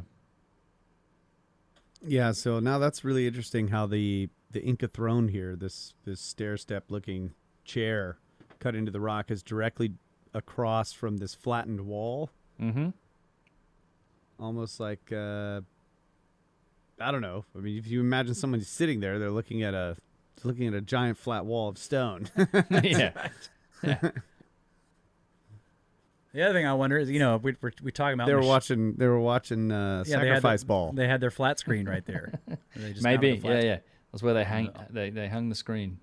Yeah. Yeah, they're watching Sacrifice Ball. Sacrifice Ball. The towers, the courtyards. Yeah. Yeah, I've been there to Cancun and all the Yucatan area where they have the courts and everything where they played all those games. Yeah. There's another this isn't quarried, right? This is a cutout block. That's again, you can't. I wonder if this is this is the machine staging area. They just came to this outcrop and cut all these shapes to stick to mount machines onto them to do whatever operation they were doing, and then they took all the machinery and left. Possibly, yeah. It does seem like there's a lot of it's like stuff fit into some of these areas. Then you have weird stuff like this, right? And there's other areas where you have channels, like clearly used for liquid or something that flowed down hillsides and. Yep. They were melting the rock and pouring it down the channels and collecting it at the bottom and then building Sacsayhuaman. Maybe. I got it, guys. I got it. There it is. It's solved. Mystery solved. But yeah, that is a really interesting. Mm-hmm. It looks like a little sink. Yeah, little basin, little bird bath. Reminds me of just for fun. They call those where they use a boat stone or boat stone. A mortar. Yep. All right. Yep. But it had a flat bottom. But yeah, where they would grind stuff. But it's strange in context of all this other stuff here, all these other cutouts. Yeah, and it seems random. Yes, whimsical. Right. Yeah, some. There's two scoop marks right there. There's a channel. Is that a part of a channel? Yeah. Okay. Yeah, channels and. Yep. It definitely it's melted. There's just And there's a section of this site that flows down the hill. I don't know if it's the footage is in this clip or it's something we can look at some point. All right. But there's go back right there and pause it real quick for a second. Just to cut back to the channel. Yeah, right there, or a little bit more. Water clearly flowed off that. You can see it. here. Yeah. Yeah, and yet it's what, like a foot and a half long. So there's missing pieces.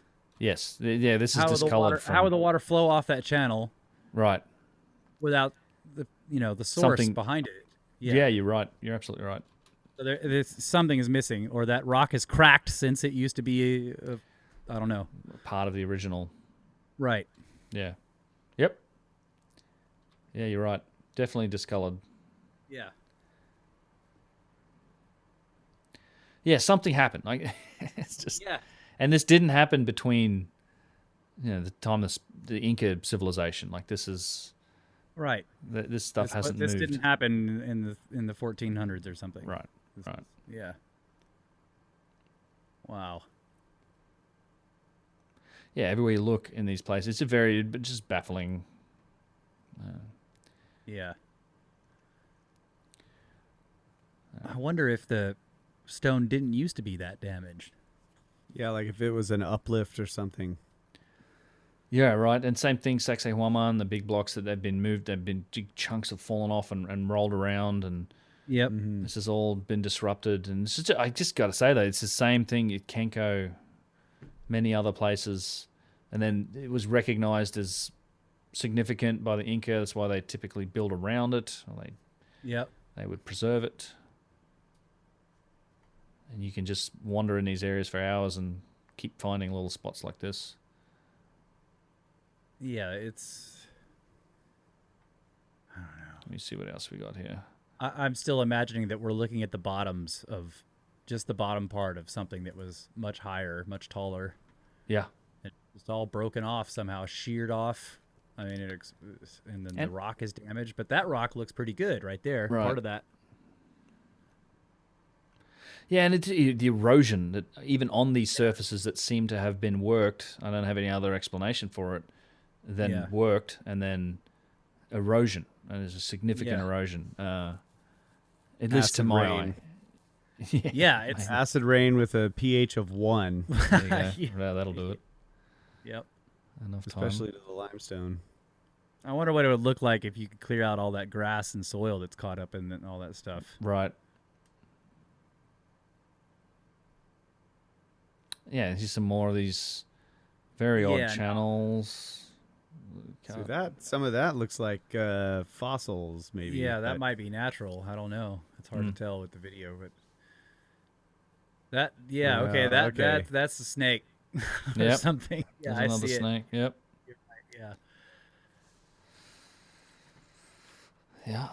All right. I can see the channel there. All right. All right. Let me share some of these pictures from the first trip. There's Graham and Jesus Gamara and Brian Forrester. So this is the front entrance to the Temple of the Moon.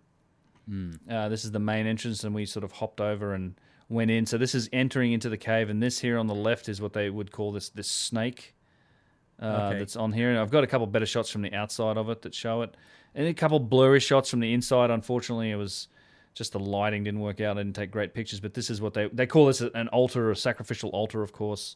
But it's a flat worked piece of stone that's in here. There's also a number of these other shapes in here. The sun does come in through the top certain times of day. Why is it called the Temple of the Moon? I don't know. Maybe the moon shines into this cavity at some point would be my guess. But that's the name it had. I'm not sure why. Okay. You can kind of see the vitrification in here, although this may just be from people touching it constantly. Oh, right, yeah. So inside you have these kind of regular corners and cutout shapes and polished stone, which, again, maybe just from wear and tear. Same again, these no back cut blocks and just these shapes that have been carved out of the stone on the outside. That's a post in front of it there? Yeah, it's a post, yeah. Okay. Yeah, you guys, I know you're getting the low-res version right now. So, yeah, here's the... We'll see. I was like, what is that strange formation? What's that? I see the odd I see piece the of wood. serpent there. Yes, do see there's this. your serpent. Yeah, you're right. With the big head. Yep. There's a better image. Yeah. This is, I know Graham has pictures of this in his book. What do you think it's a serpent? Yeah, I think so. Yeah, I mean, it's certainly what it gets interpreted as. Yeah, I mean, it's the closest thing to it, serpent, sperm, something. I mean do you think whether it's symbolic, Yeah. it could be something else. Yeah, it could have been functional. I don't know. Obviously, the chamois worm. Yeah, it's the chamois worm. Yeah, that okay. Yep. Yep. That thing. That's another one of those spots where you're like, how did they get the back? The back, yep. If it's a quarry, how did they cut the piece of stone out? How do you release it? And then this is that same concrete thing we were talking about earlier, but it's thing. Right. This is a bit wider picture of that whole back side of the cave. So the rest of this other serpent, the snake cave's on the other side of this hill. This is the back side. Yeah, it same almost thing. looks like that whole hillside was cut flat first. Right. Almost. I mean, it seems pretty consistent, like a consistent slope, at least from this angle. Consistent, yeah. A long time ago. I don't know. Yes, a very, very long time ago. All right. There you go.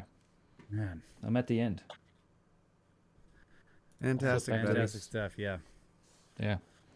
All right. Interesting so, site. You got any answers? Yeah. What's your conclusion, Carl? Yeah, the answer is chamois.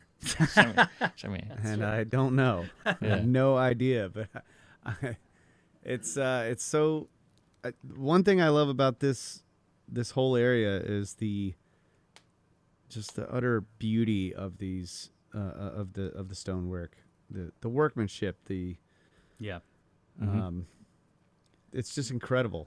Yeah. You know, I mean yes, obviously there's, and of course I've never been to any of these sites, but looking at the pictures of the stuff in Egypt, it's also beautiful. It's amazing. But I don't know. There's something about that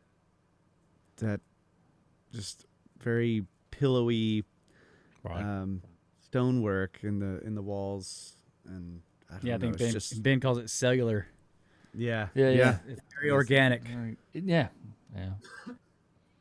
There's something. It's just incredible, and I wish that we could build stuff like that today, because it's amazing.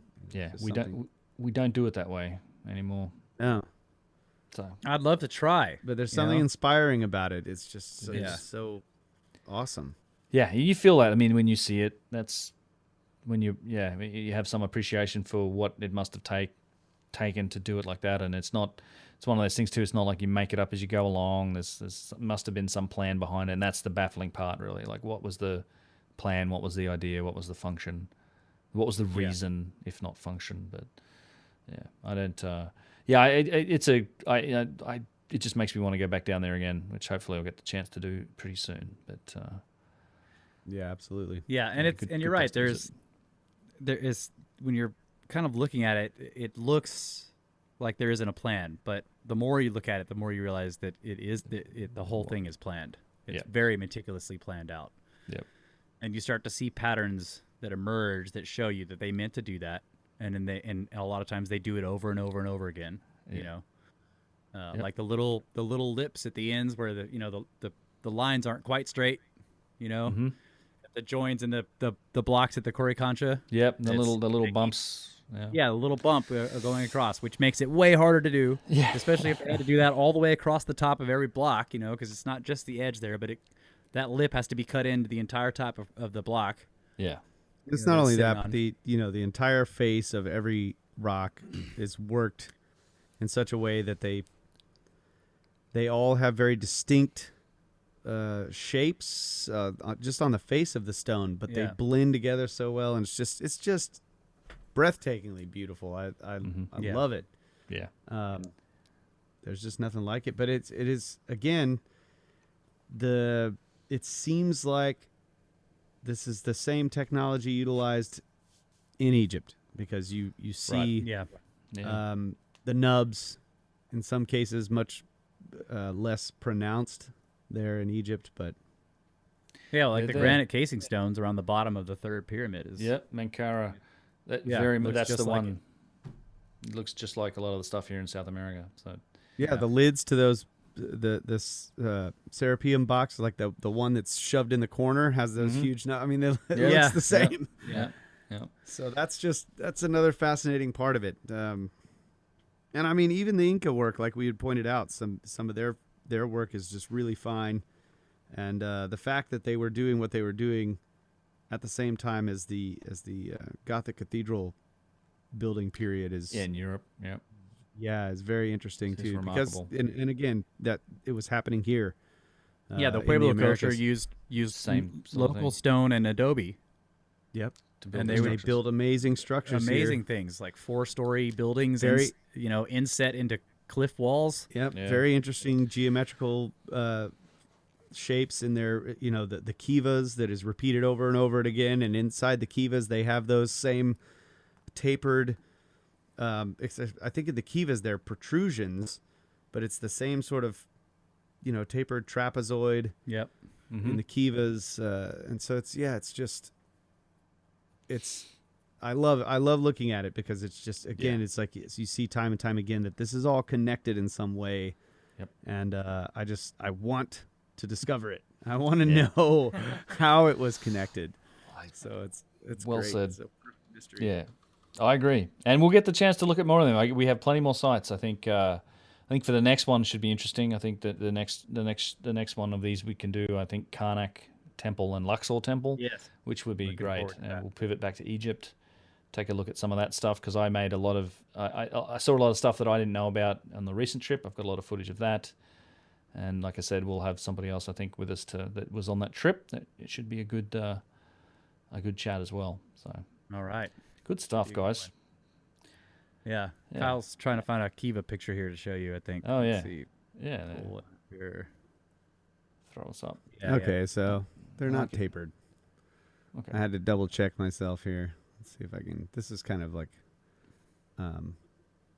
not the greatest high res What's image. not tapered?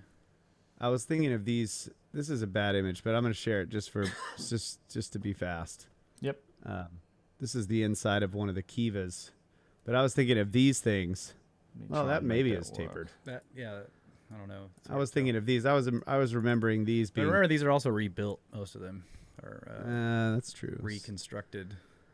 I'll How move they it so I guessed they capture it. looked. Yeah, Randall pointed out some of the interesting geometry about these things. I don't remember exactly what it was, but he was comparing it to the cathedral builders using very similar geometry. Yeah. There it is. So All right, I got it.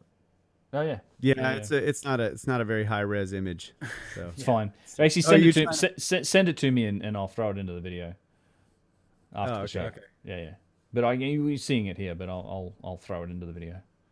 okay, cool. Well, I'll find a better one then. Yeah, I'll have time after the show's over. yeah.